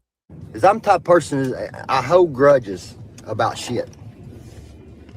Everything was fine and dandy when people was joking around and making jokes and shit. That's fine. I'm okay with that shit. I'm okay with trolling. But when it comes to nobody cares what you're okay someone going as far as working with the police that I've had problems with in the past, and these same officers that I've had problems, I've wrote complaints on these officers. I mean, several complaints on these officers. And that's why you go to jail when you do something wrong, fucking idiot. And then they go out and falsify statements against me. Rule number one, and Ryan is involved on the fucking police. with these people. Rule number two, don't doing this tell shit on to nobody. corrupt people in this town. Rule number three, repeat And rule people number still support one and that. number two. It don't make a bit of fucking sense to me. It really don't. Because I never deserved any of that. Any of that. What people don't understand is I tried to get a place to live. Tried to get a trailer. A background check on me. I couldn't even fucking get a place to live because of the charges that I got from that officer's lying ass, basically. You know? And that ain't the first time that he's done this shit. Like, I was pulled over by the same one of these officers and was charged with a DUI. Me knowing that I hadn't done anything. I was on probation at the time for child support. I was on 5 years probation. And who the fuck goes on? They violated my probation probation. The last 6 months of my probation, I done 6 months in jail over that DUI. 2 months after I got out of jail from serving the 6 months, I went to court and the blood work come back clean. The only thing they could charge me for is for reckless driving. That's it. But what should have been done is the charge should have been completely dismissed. I ended up having to go to driving school and all kinds of shit because of the charge. And I've got grudges from the officials in this town and shit like that happening in this town and them allowing the shit to happen, you know? It's fucked up for real, guys. It really is. And people don't understand it and understand where my anger comes from. Or when I flip out and people's like, well, he's fucking crazy. You know, he's crazy. He's done fucking lost it. No, I ain't lost it. These motherfuckers doing the shit that they've done to me has lost it. Really. It's fucked up. Boo fucking who. And they get away with it. Like, I show proof. I show proof to the officials that's over top of these people. What happens? Nothing. What happens to them? Nothing. Nothing happens to them. They just get, you know, to violate their oath and get away with it.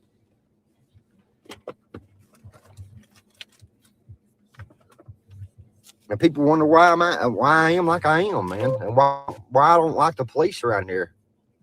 That's why.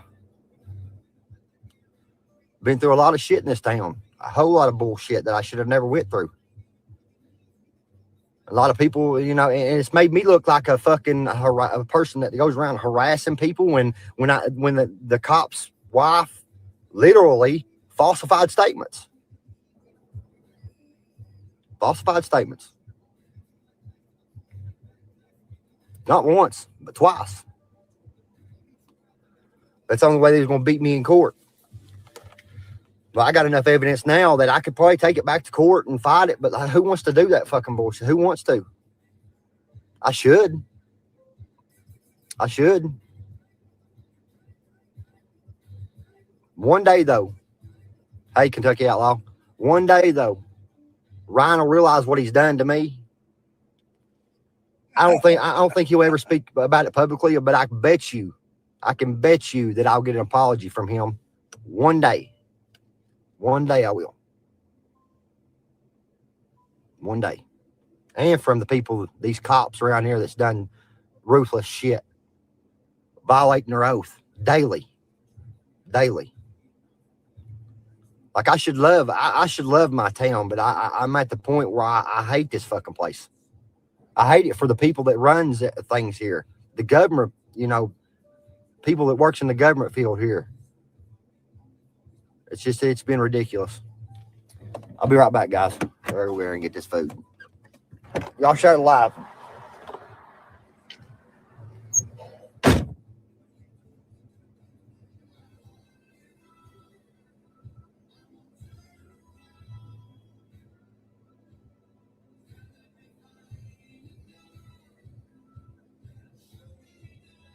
This motherfucker cries about every goddamn thing.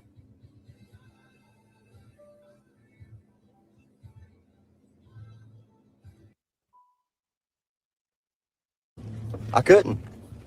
They wouldn't. I mean, there's probably a couple that would help me in the sheriff's department, but with the city police, no. No, they've already showed that. They've already showed that. Oh yeah, I know Tennessee Hendricks. I know. I mean, they ain't bothered me. That's not the point of it, you know, because they told me they'd never bother me again. I had a meeting with the mayor and two of the officers. I ain't gonna mention no names yet, but I'm gonna tell y'all the story of why I completely stopped talking about the city police altogether. Because nothing's ever gonna be done about it unless somebody does speak up and stands for the right reasons. And guys, if I end up being charged for something, you know, just out of the blue like I was last time, I mean, it might happen. I don't know, but I'm tired of sitting back and allowing it. I really am, because it's completely fucked up. It's completely fucked up. No one deserves that. No one deserves for their rights to be violated. You know, nobody does. I don't give a fuck who you are. And mine's been violated too many times here in this town. Too many times. I ain't been reading the comments, guys.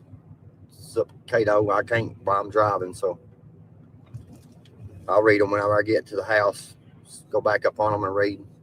I'll be home here in a minute. Figured I'd go live ways because I didn't want to be bothered with being out in town and fucking getting fucking pulled over from going and get something to eat like I did fucking about a month ago. I got pulled over.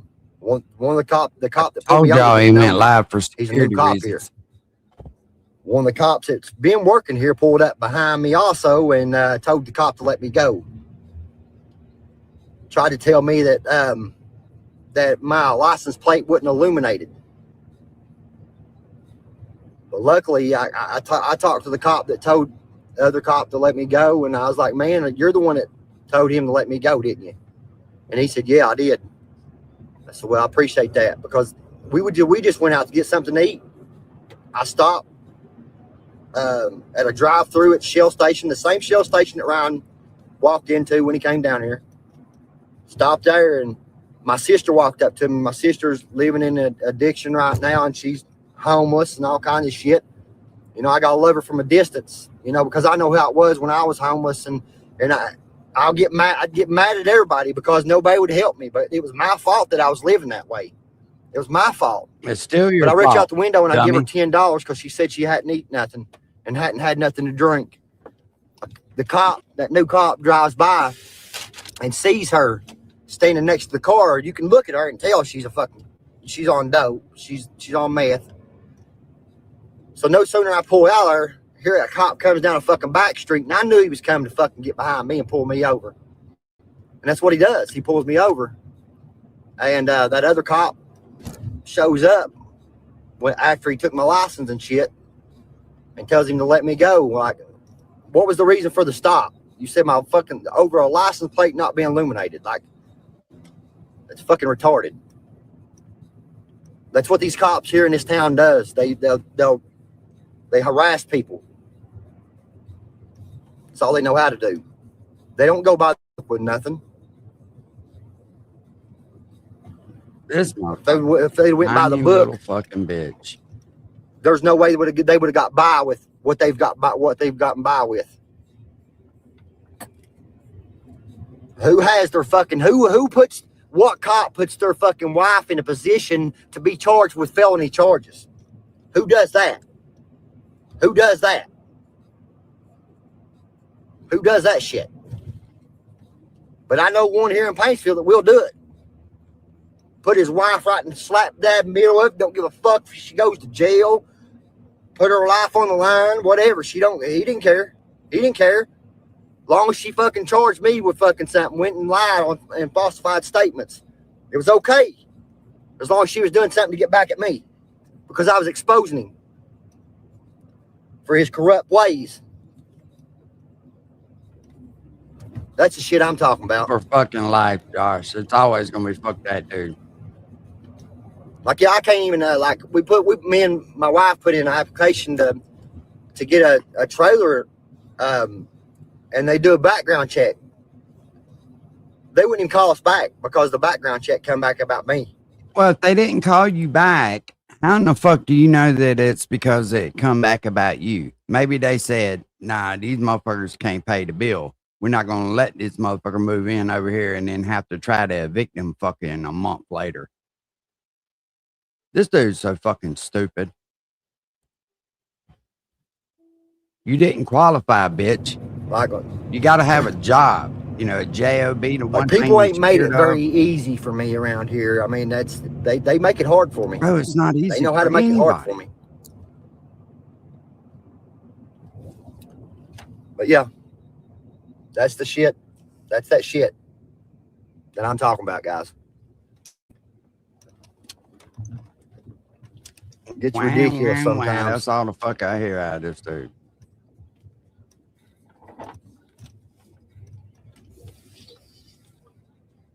Having to take my fucking next to fucking court again because she won't fucking shut her fucking mouth.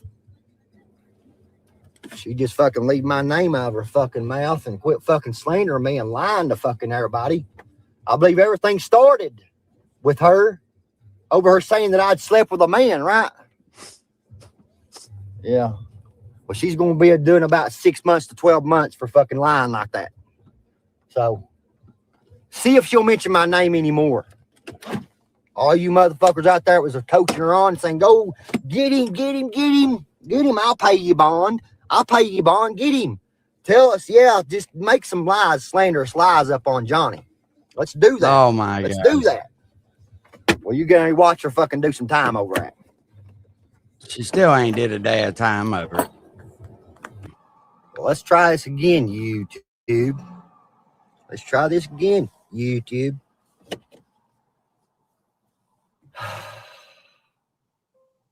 It couldn't have been that fucking serious.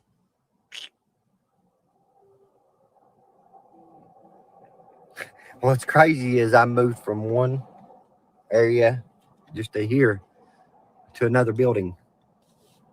And it's working now. Like, what? What?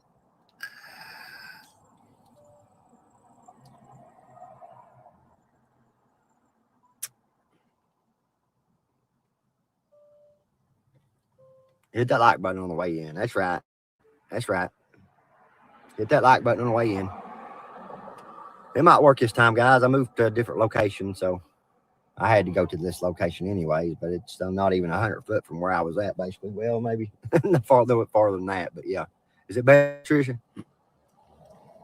It's working now, Chris Collins? Appreciate you. Appreciate you. Yeah, it's working good now. We got you. We got you. We got you. Everything working good. Everything working good. Let me know in the comments. Howdy, John. Everything working good, but this. Glad to see you here, Dana. Actually, where you used to work in an attorney's office, I really would like to get in contact with you at some point and talk to you about a few things. What I was talking about is the corruption that was going on in my hometown, Dana, with how they was, trying to cover it up by retaliating against me, and the police brutality that was going on in my hometown that I pointed out. They was like trying to cover that up by retaliating against me and having one of the cops' wives filed charges on me and falsifying statements, not just once, but twice, saying that I was doing something I wasn't doing. This woman went as far as saying that I fucking was following her and her child around. I was following her and her child around, a cop's wife now. I've got a wife, I've got a family, but this woman wrote statements saying that I was following her around. After me filing charges against this cop. So I go out, I go in the county attorney's office, swear out a statement that I tell the truth about the situation that happened in 2020 where people had this, Keith Frazier was one of them, had filed statements, and a 16-year-old boy, and John Holbrook was the cop that showed up. These two had lied on statements. There was 4 altogether, lied on statements saying that I hit this 16-year-old boy with a club. Okay, this was in 2020, okay? I beat that case. You beat that kid too, didn't you? Because there was no evidence of me doing this. I never did this. So I went in and I filed charges against the officer and the 4 people that had falsified statements against me. Okay? So when I done this, the attorney general assigned me, the county attorney assigned me, sent a letter to the attorney general or whatever, saying that he couldn't be the prosecutor on the case because it would be a conflict of interest, right? So they sent it to an attorney general. The attorney general assigned me a private prosecutor. He not only did he live stream that, but he live streamed him going by her fucking house and putting her fucking house on the internet, address and all. This is the fucking bitch right here, y'all. With the attorney general's office. While they had I'm all filing the these charges charges, on him, and they're investigating this case on him with the attorney general's office and the private prosecutor that they assigned me. This officer's wife went in and filed charges on me for harassment when I never once harassed this woman. Shit, yes, not one time. Yeah, and what video she is using saying that I harassed her was the video at the gas station when I was speaking to her husband, which is a cop here in Paintsville. The same cop that had these people falsify statements against me saying that I'd hit this 16-year-old boy. I have video recordings of this 16-year-old, he's of age now, saying that this cop told him to file the charge, to write statements saying that I'd hit him, and tried to get him to say worse. Tried to get him to say that Keep in mind now, all this kid I've got this recorded was talk to this its fucking daughter, and so when they moved, he went back to try the county attorney lets this woman, this cop's wife, come in and falsify statements against me. And Mr. fucking security guard, not once but twice, fucking complex, trying to the night that Ryan Upchurch come into town. Supposedly, this woman owned this gym. There's no record of it all of this woman owning that gym on that property at that address. Nothing at all. Okay. So they started moving equipment in at 1 o'clock in the morning. I think it was on July the 14th. No, it wasn't July the 14th. It's always a conspiracy. I'll tell you all the date later. Fucking idiot. But it's the night that Ryan came into town. She wrote statements saying that I had drove by that gym that she owned and hollered at her and everyone there that she was going to jail and that I'd said fuck you to everybody that was there. It's on video, guys, of what I said when I drove by that gym that night. It wasn't a gym. It was a make-believe gym that they had set up to make it look like it was a gym, to make it look like that I was harassing this woman. A make-believe gym. That's what happened, guys. And this is what Patty was talking about. Tamara was talking about. Ryan was in contact with this officer before he even come to Paintsville. That should tell a lot of people a lot of things. And that's what I was getting at. Anybody that stands behind Ryan after he supports something like that, y'all some sad individuals. Because if I remember correctly, he was pulled over. Well, he was sitting at Sonic, right? Cop pulls up behind him. He says, "You didn't pull me over." He tells the cop. Ryan's got no tags on the vehicle, no insurance. And this is the time that Ryan lost his license, right? Okay? He lost his license at that point. This is before anything happened between me and him, right? So he drives to Paintsville without a driver's license. While he's here, he is reckless driving, which is something that if I'd done in this town, God damn, I would be in trouble for it. I would have gotten in trouble for it. Ryan, There's a cop standing in this video, waving at him.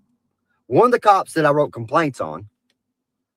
He was one of the ones that beat up actually 2 people in my hometown. It wasn't just one. So these are the people that I was protesting about, and police brutality. That's right, Dana. They do have deep pockets, and I think that Ryan come down here and fucking paid these cops and officials to set it up to make it look like there was a gym there. I think it was all set up before Ryan even come down here. That's what I think. It's exactly what I think. But the night that I drove by there, it's on recording. I tell Ryan, I say, "Ryan, come on, pal. Come on, pal. I'm not doing it here. I'm not doing it here. Follow me. Come on, pal." What happens? When I drive on, what happens? Blue lights come up behind me, right? Y'all see the blue lights, right? Didn't y'all see the blue lights? If you didn't see the blue lights, you're just blind.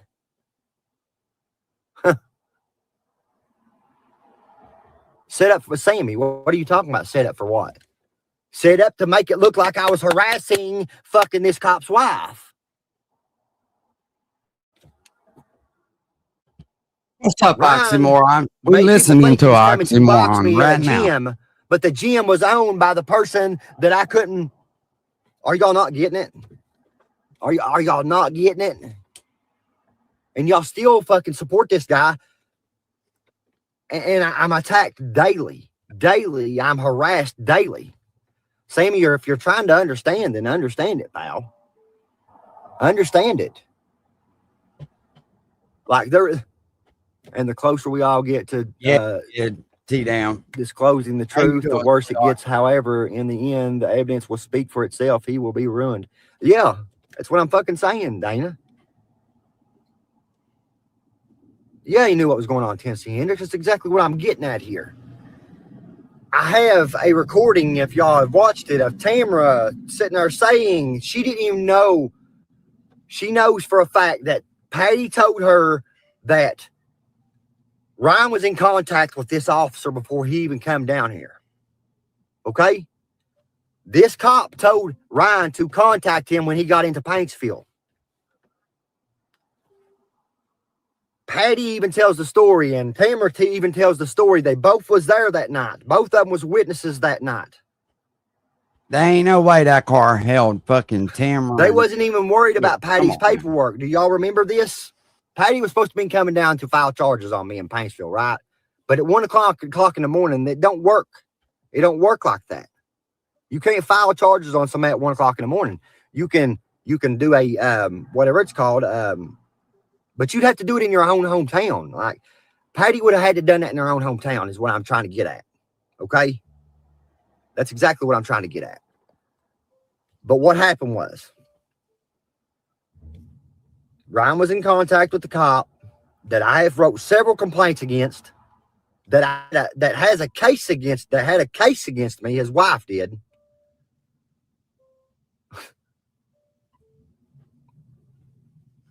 If y'all went through what I went through in that situation, y'all would understand completely what I'm getting at and my frustration. The mayor of my hometown, we sat down and had a meeting about this. I have spoke to another officer within this situation, and he even said that this cop has been harassing me. But tells me that this cop can't make has too much on city officials in this town, that he knows You too cannot much. make this shit up. So you're allowing a cop that works underneath you file charges, of having his wife file charges on somebody falsely. And this guy ain't lost his fucking job yet. Are you fucking kidding me? And that's what needs to be done, Robert. Like the cell phone records needs to be done. My cell phone records needs to be subpoenaed. Everything. When she was saying that I was following her around, this cop's wife, I had my phone with me at all times. My wife had my phone. I never went out at all unless my wife was with me because of the situation and the circumstances. Because every time I went out, I got in trouble. Like when I was in town and the fight I got into it with Keith Frazier. What people don't understand is there'd been an issue before with Keith Frazier. He had falsified statements on me. I have proof of this. He had called the law on me. Nah. And people act like he was the victim when he was not the victim. If anybody was a victim, it was me of him falsifying statements. Always a victim. He pushes me in the middle of town and I punched the motherfucker. And the county attorney lets him file charges against me. And then tells me that I have to file charges against him. We'll handle it in court. I know corruption is in every town.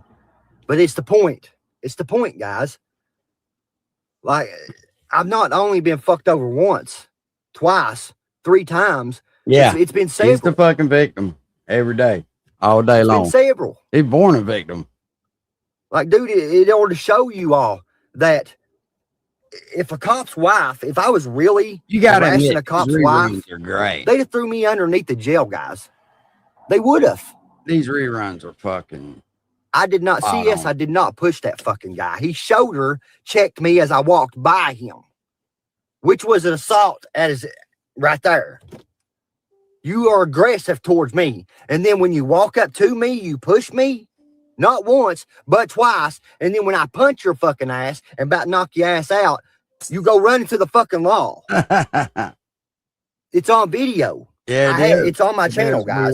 The day that fucking me and Keith Frazier got into it, the assistant police chief is right there. There's video of it. John is right there. The cop that I have problems with was right there investigating this situation when there was a case going on between me and your wife. Like there's conflicts there. How in the fuck can this cop investigate anything that's got to do with me when there's a case going on between me and you and your wife? You can't make this shit up. Guys, are y'all not fucking comprehending and realizing? The problem y'all can hate on me all you want to. And all you haters out there and think that I'm such a bad fucking person and I'm a dopehead and this and that. But no person deserves to go through what I went through. No person deserves that. And anybody that does is y'all just happy to see my pain and suffering. Oh, not the victim status. Come on, buddy. I mean, guys, y'all enjoy this shit. Y'all enjoy watching me go through this shit with fucking people in my town where I have to live at. You motherfuckers don't have to live here. We also didn't record everybody and put them on fucking YouTube. Y'all tell me to move on. How in the fuck am I supposed to move on from something like this when I can't even get a goddamn place to live, guys? Because my background check, when they do a background check on me, this shit is showing up on my motherfucking background.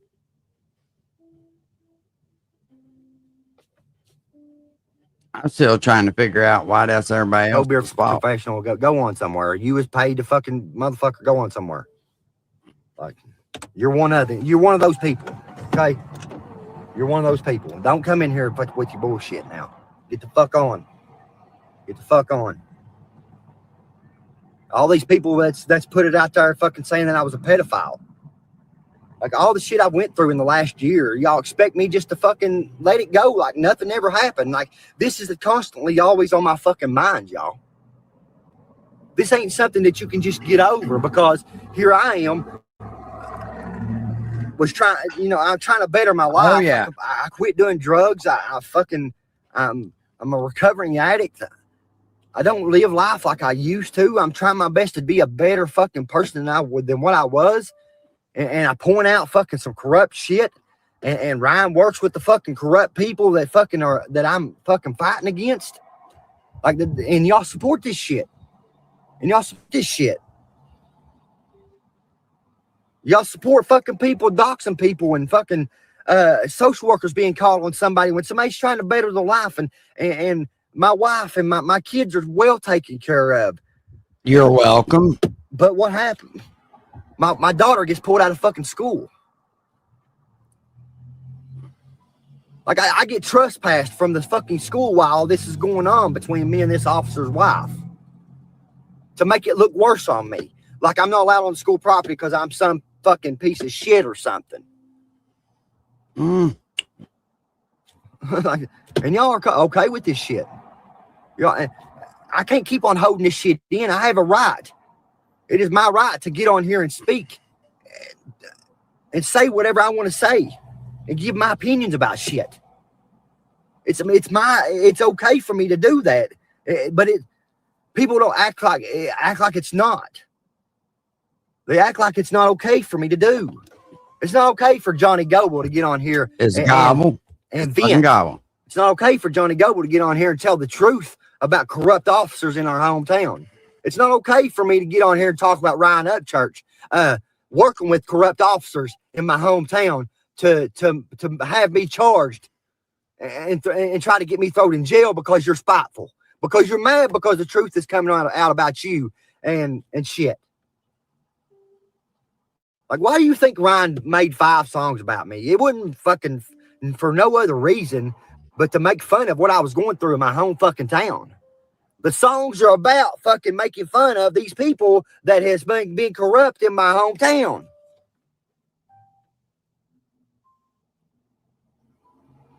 Like if a person is a victim, nothing's ever going to be fucking done about anything unless you speak up about it and you stand on the truth.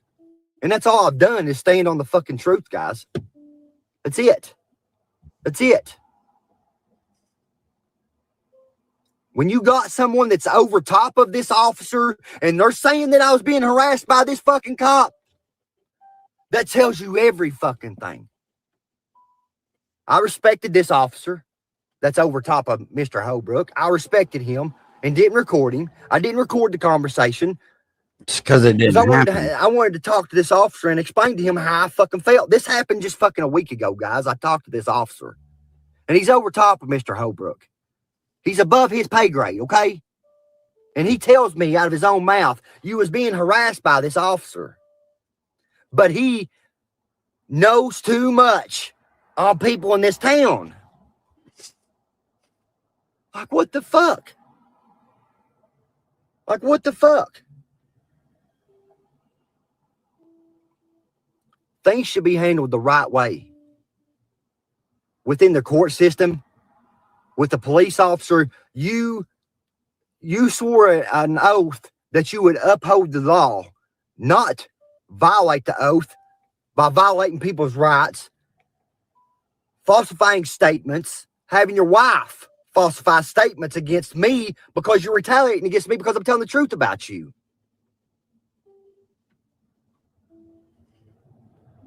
That's right, Dana. He does that. Ryan pays other people.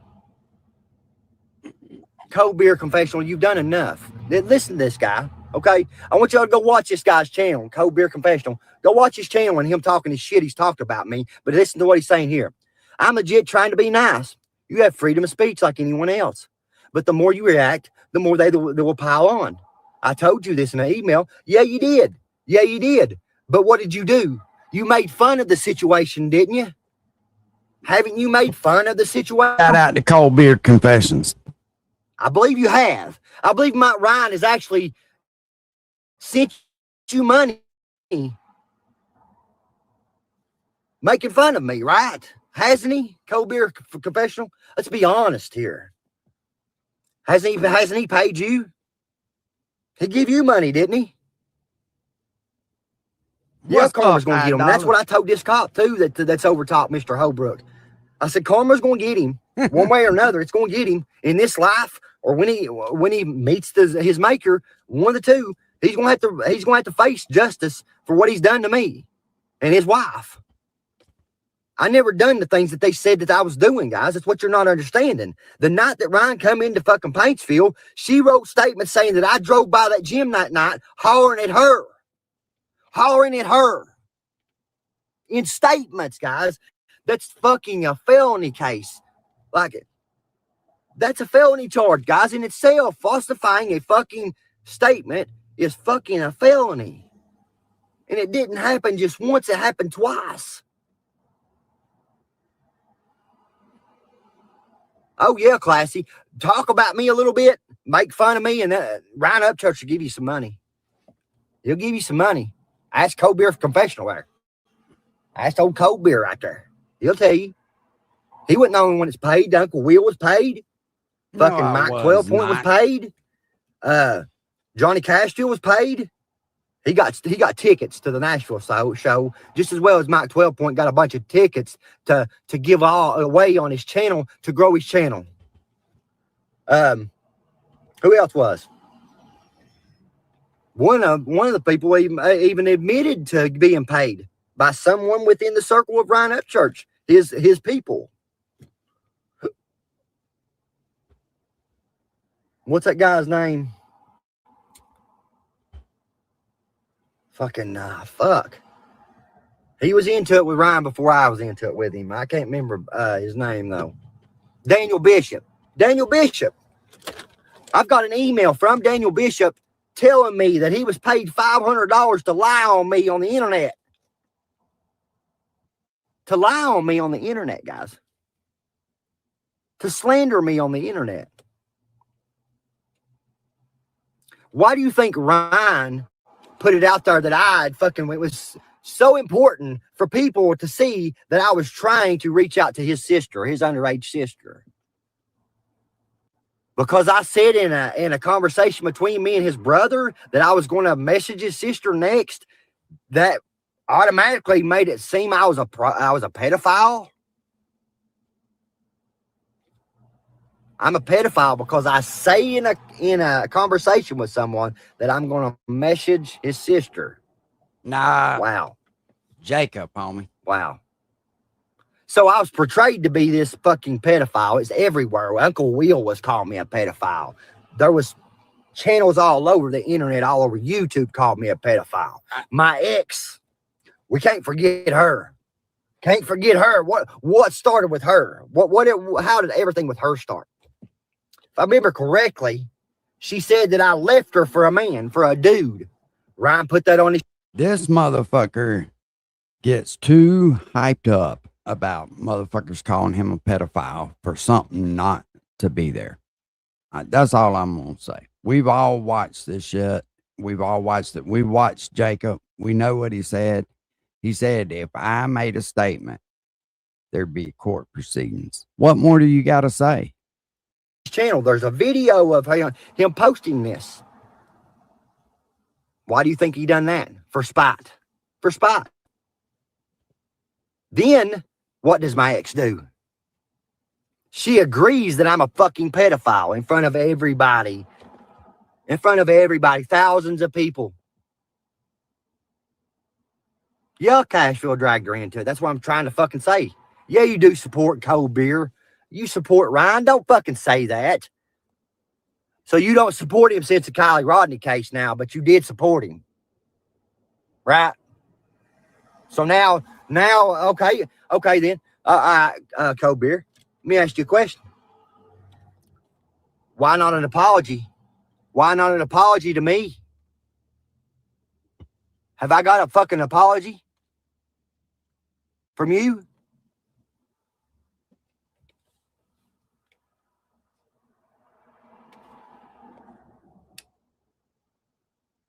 No, side wasted. It don't go way back. No, it don't. Lord have mercy. Well, where did you hear that at? That guy says, Ryan Holbrook's sister lives in Ashland City, Tennessee. She's a car hop at the Sonic. Ryan's connection to the Holbrook family goes way back. You're a fucking liar. You're a fucking liar. You're a fucking liar. How dumb can you be? How dumb can you be? What's up, Lisa? He said, for watching your videos, I stand by every word I said. I never called you a pedo either. I never said you called me a pedo. See, why are you bringing that up in this shit? I never said you called me a pedo. You covered my meltdowns. My pain and suffering, you covered my meltdowns. You call pain and suffering a meltdown. You call pain and suffering that somebody's going through a meltdown. Pain and suffering. I believe anybody to have a fucking meltdown going through what I went through. Am I having a meltdown now? Yes. Am I having a fucking meltdown now? Yes. No, I'm just speaking the truth and telling my fucking story, my side of the story. Meltdown. If I don't tell it, ain't nobody gonna know the real truth to the story. Why would I say anything about Deerdorf? I got nothing to say about Deerdorf. He's gonna stand by Ryan, and because Ryan's giving him money, like that dude right there ain't for Ryan. He ain't trying to help Ryan. He's you know what I'm saying? You call a public meltdown hilarious, dude. You love those clicks in the Times, though. No, I didn't. I wasn't enjoying fucking being harassed by police officers. I wasn't enjoying fucking false fucking charges. I wasn't enjoying that shit. Do you think it was enjoyable at all to me to go to jail for something I didn't do? For people to post it all over the internet, me going to jail and people making it look like I'm a fucking harassing person, like I'm some piece of shit person. Well, at least you know what you were doing was you being a piece of shit. Wow. They call truth a meltdown, right? The truth is a meltdown now. Hey, Stoner Mama. Hey, Classy. What's up, Anonymous Dude? How you doing? It's just ridiculous, guys. I mean, I've posted all the proof of everything, and every time that I've showed my cards, they've got away with something again. Like I have evidence of everything, guys, from everything from the beginning to the end of this situation, and people enjoy watching me go through the bullshit. I do. They enjoyed it. I'm sorry, it's a guilty pleasure, man, to be honest with you, because you are a first-class piece of shit. If there was a post, this fucking Miss Millie says, I'm having to unsub, no chomos. I loved you, Dagburn. What are you talking about? I'm not a fucking chomo. Like, what the fuck? Unsub. I don't give a fuck who you do, what you do. What's up, Tennessee accountability? I was talking about this Tennessee accountability, about the situation in my hometown. Classy, badassy, right? Nah, I've been called a chomo for a year now. Because I pointed out the truth about Ryan Upchurch. Because I pointed out the truth about the police in my hometown, I'm a chomo.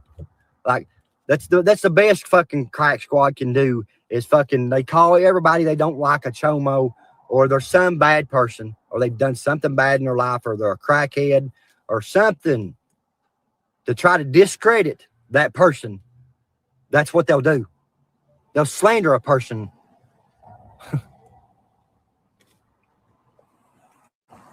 You know, Crack Squad has always tried to push the narrative that you're some crazy stalker still on drugs, right? Native Joe, I know it. It's ridiculous. It's ridiculous. You have these meltdowns. Drugs, and that you have these meltdowns when in reality you were just defending yourself and exposing. Right, Native J. These people don't understand that. They don't care, bro. Native J, they don't care. As long as they're getting some getting to see someone have to suffer, they're okay with that. They're okay with that. You sound like Carl. This motherfucker sounds just like Canadian Carl right I don't here. give a fuck Swear who he comes does. to my town. Fucking, like, these people are trying to get attention. They're attention seekers. Just like fucking old Rusty Truck and Power Stroke and all them guys. I've never done nothing personally to these guys at all. And they talk about burning my paintings and doing this bullshit and doing that bullshit. You know, I don't give a fuck, guys. No, you give a I fuck. just want the truth to come out about the fucking truth is what I want. Oh, you all I give ask a for. fuck. I asked to be done and treated right in my hometown by fucking these officials instead of fucking covering shit up and allowing it. That's all I ask.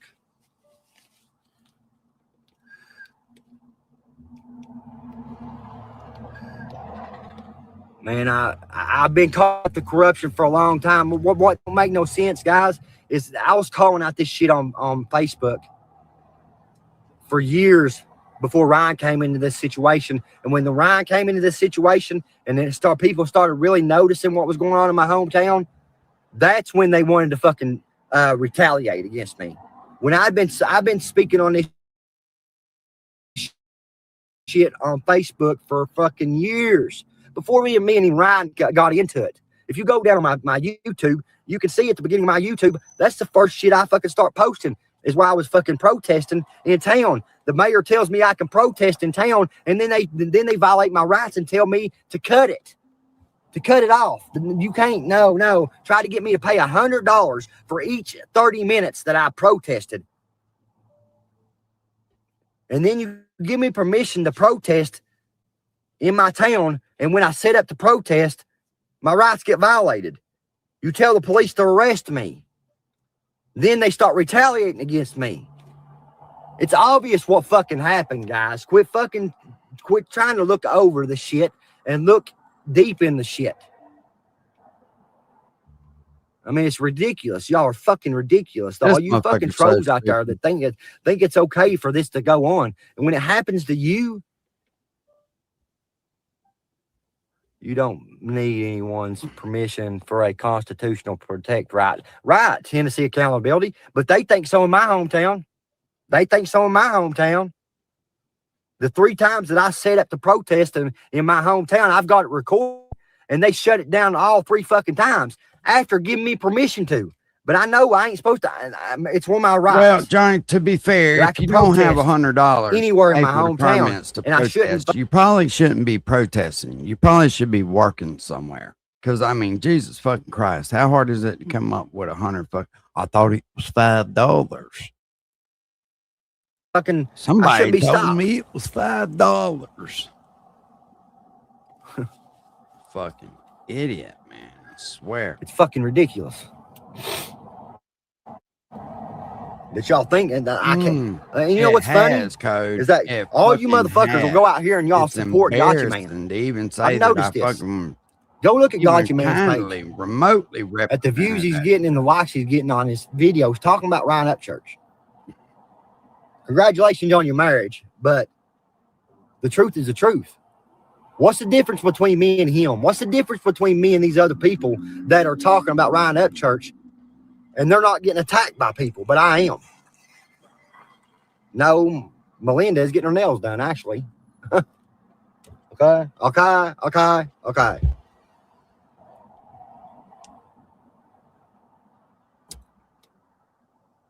Maybe one day y'all see the truth for what it is. Maybe one day. Maybe one day. Well, he had a lot of help, mate, covering the shit up. He had people to kind of rein him in and slow him down. You see how he acts out by himself. And I'm not going to say the dude ain't right on some stuff. I honestly think he is right on what you think. But is he right on all of it? No. My ex-brother in Tennessee. And I wish him nothing but the best. Trooper, he used to brag about really giving do. out DUIs. I know people want to see him fail and shit, and I absolutely do not. He would brag about the state getting the cars and money.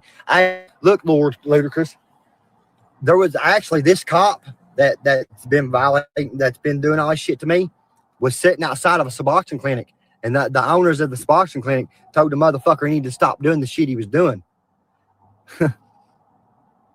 Because he was doing the same thing. He was hitting people for DUIs, leaving a Suboxone clinic where people are trying to get help, and you're fucking out here making their life worse. Like, that's what this guy does, you all. That's what this guy does. But Johnny, you've been sober for years. How the fuck would you know if he was? At least Johnny has the balls to tell the truth about what his mistakes are, but nobody else seems. Nobody else does. I mean, I made mistakes in my life. I made mistakes whenever I fucking went into town, fucking recording these people, which is my right to do, you know. But I should have handled it completely different than what I did because they made it look like that I was some crazy person.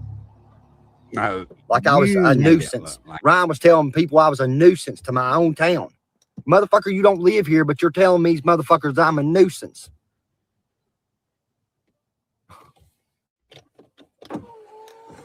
Y'all support this guy, man. It makes me sick that y'all support this guy fucking doing this type of shit. I mean, people are starting to see Ryan for who he is. I know that to be a fact. Patty even said that within 6 months, people are going to see the truth about Ryan Upchurch. And, you know, I hate to say this, but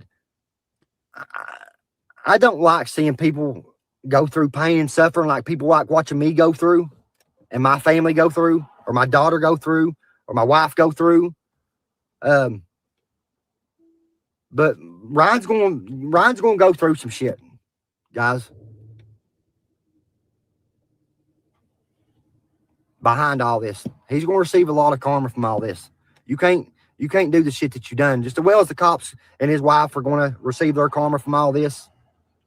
I'm just speaking on it and venting to y'all guys, which I should be allowed to do and shouldn't have to worry about because I'm telling the truth about a situation. I have to worry about going to jail over something I didn't do. That's shit I shouldn't have to worry about. I should be able to speak my truth and not have to worry about it. It is sickening how they support and applaud the nasty shit he does. Yeah. Keep it going. Go ahead. Yeah, just keep it on. Yeah. Borrow it to him. Give it hell. Without no lube.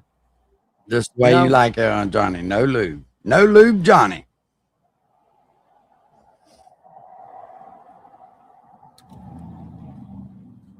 It's ridiculous, y'all.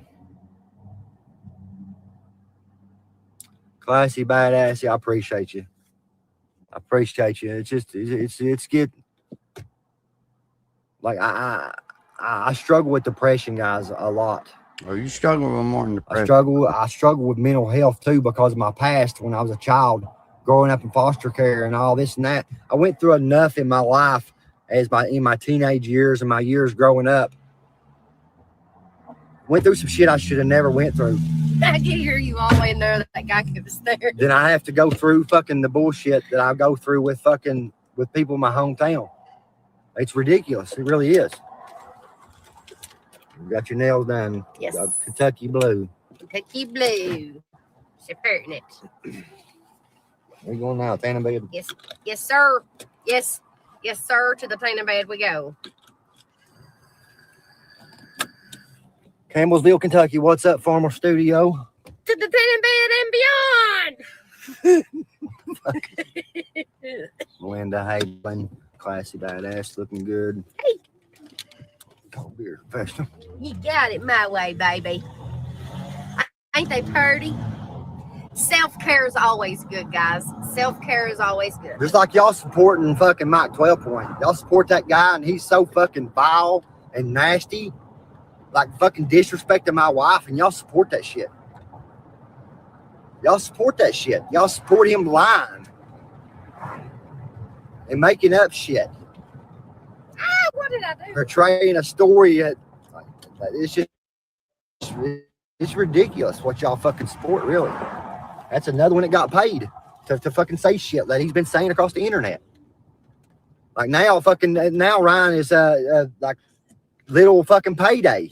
Let me out. Him going to his house and buying him fucking studio equipment. Some people for Mike 12 Point. Them having this 14-year-old boy on panel doing shit and talking about shit that he shouldn't be talking about. Shut the fuck. Them grooming this 13-year-old boy. Ain't nobody groom no goddamn. It's the shit that y'all support. Boy, he was jealous of fucking payday, wasn't he? Yeah, baby. Okay. Yeah. Took me a long time to get them nails done for you. You want? Yeah. It's my favorite. But yeah, they like so many people hate on me, man. It's funny that I try to overlook it, but sometimes some of the shit that people do really bothers me. Yeah, there's no kids allowed. There shouldn't be no kids allowed. But what do? Pecan pie. They bring these kids into the shit. They bring these kids into the shit and groom these shit that I know of that they've had on panel. Rebel 45 and Little Payday. And his mom just letting people come into his house, Very into their jealous. home. Very They don't jealous. even know. He got mad because Payday got a fucking studio out of it. Like, how does a mother do that? Truth be told, Ryan seen a kid with a fucking passion that couldn't, you know what I mean, didn't have a way to record his music and shit. He was recording it on cell phone, and he made the kid's fucking dreams come true. And how you find that to be a negative, I will never understand. The reality of it is you was mad you didn't get the fucking money. If you'd have got the money, it'd all been good. That's someone that should have to face social workers or some For shit like Ryan that. to get That's a someone that should studio? have to face that because they're more worried about Ryan up church giving them some money than worrying about their own child. Now the truth comes out. He worried about the money.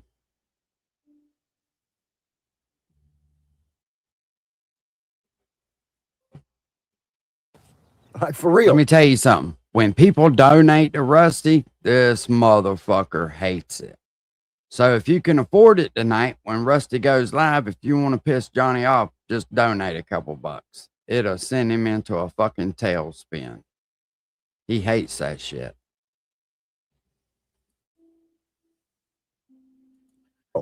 The haters ain't whom ignore a fact have going on. I appreciate that. They brought Payday into the Iceman drama that told me everything I need to know, y'all. Look what they done to Iceman. To fucking call fucking people's probation officers and say, hey, he's smoking marijuana. Yeah, And Johnny he was Gobble never fun. live For smoking sure. weed. He was never smoking weed. And he's in jail. He ended up going to jail. And now he has to go to treatment for marijuana. Has to go to treatment for marijuana, guys. Like, That's Iceman on him. wasn't doing nothing If he but was on standing his fucking ground probation, against he these shouldn't have been people on that was fucking doing the same internet thing. bragging about it. The You got people to be that a goddamn idiot. That's on Iceman. I don't even know that dude. I'll tell you that.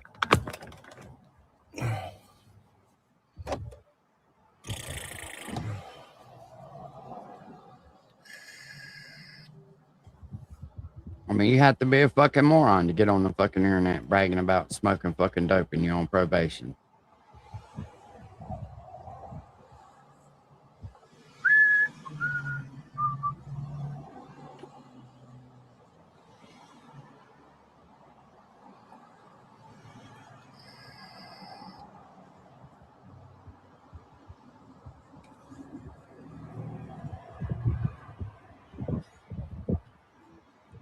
What's up, Mike? Ham.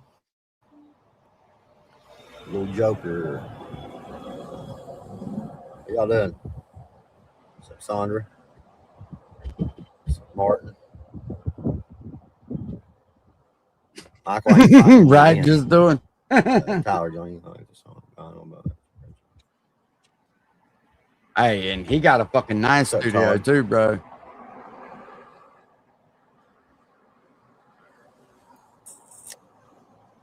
How's everybody doing on this fine Friday?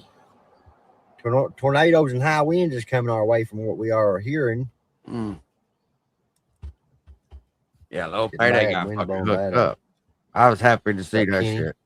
I was like, hell, Yeah, it's windy yeah, here. that's what's up. Bad. That's what being a holler boy is about. Ready for it. No, Mike, I'm not fighting in the event. No. Yeah, I put out a video. If you ain't watched it yet, I put out a video explaining why I couldn't fight in the event. Because I got a Yonders.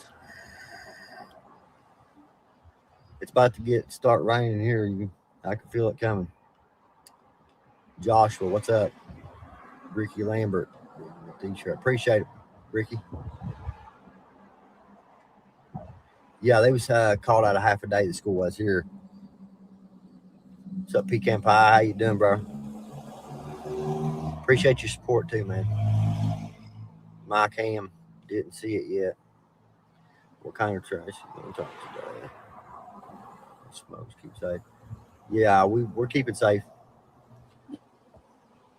Caleb. Dagburn.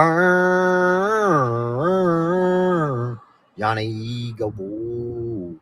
Won't you cry me another one? About 4 stars. 5 is supposed to be bad, brother. Oh yeah, it's supposed to get bad here. Really bad.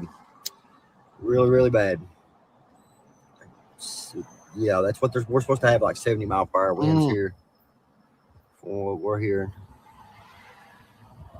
How's Patty been doing? Patty's been doing good from what I'm hearing.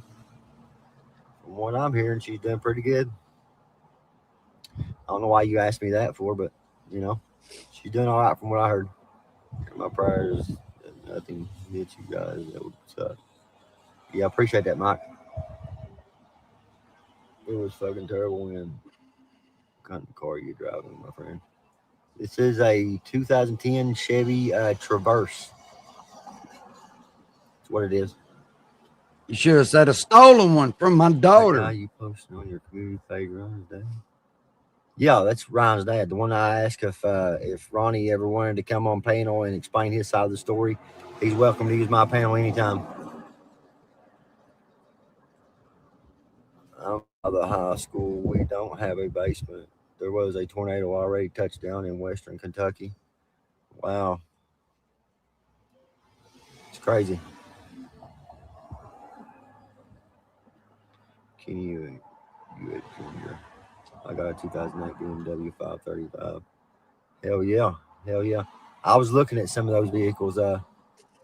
We got money put back for another vehicle. So we're actually looking for another vehicle right now at the moment. They've been asking about you. I got money put back. Sure you do. That's exactly right, Tyler. The only thing I'm testing for is a holler boy. Waiting for it to arrive in Lexington. What are you waiting for? Oh, the weather, bad weather. Yeah, it's going to touch down here pretty soon. You can feel it in the air. It's getting dark out. You know me, Bubba. That's right, Sandra. Am I still going to sell my hat? That's motherfucker say. I really wanted to chat with you on Messenger, but I stopped hitting you up because I didn't want to piss you off, you know. Mike, man, I've got a lot of people that reach out to me every single day. A lot of people act like that, like people never hits me up, like, but you never. I can't trust anyone because you don't know their intentions, people's intentions anymore. Like they want to, like, get my attention to record me or something, to post it, to play a narrative of some sort and put a storyline together. You know, that's how these. Did you see that guy just running by? Jogging. He's training for something. Flemingsburg, Kentucky here. I know where that's at. Actually, I come to Flemingsburg when y'all had that flood. And I gave some items away to the flood victims. Can't trust anyone, bro. No one in this world is.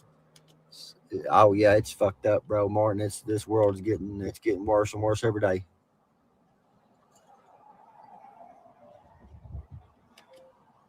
Kenny, where you living at? You living in Kentucky or?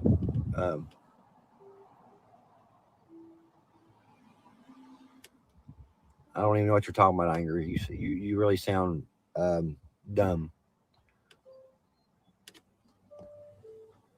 Do you believe in gang stalking? Just a general question. What the fuck is gang stalking? Gang stalking, not stalking.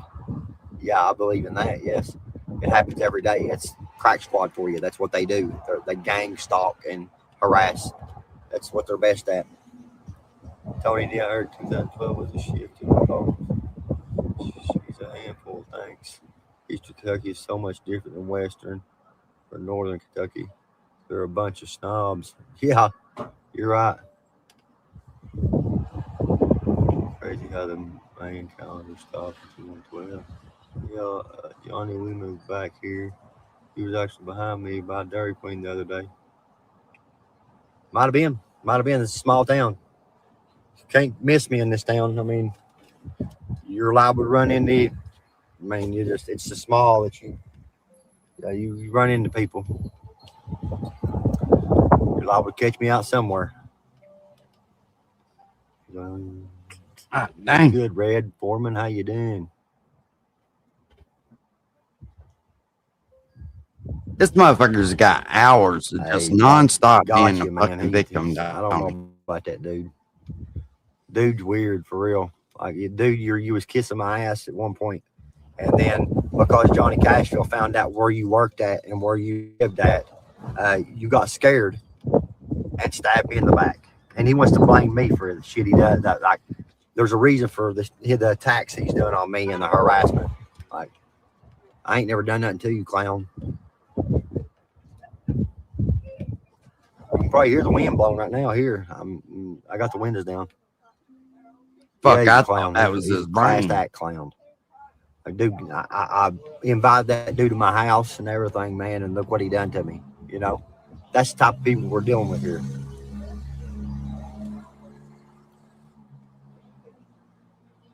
I don't play into drama. I wish nothing more than good for everybody. I do too, man. I really do.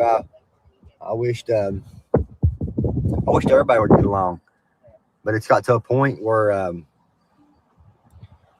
I'm stuck with, you know, what people don't understand is I'm already stuck in the drama. I'm already stuck in it. I mean, I might as well play it out and just see how everything works out. You know what I mean?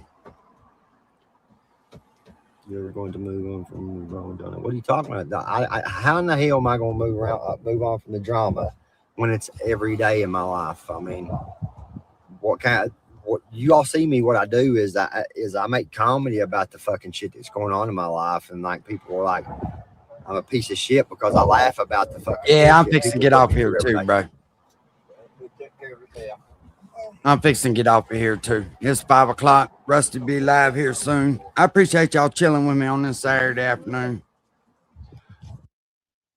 I appreciate it.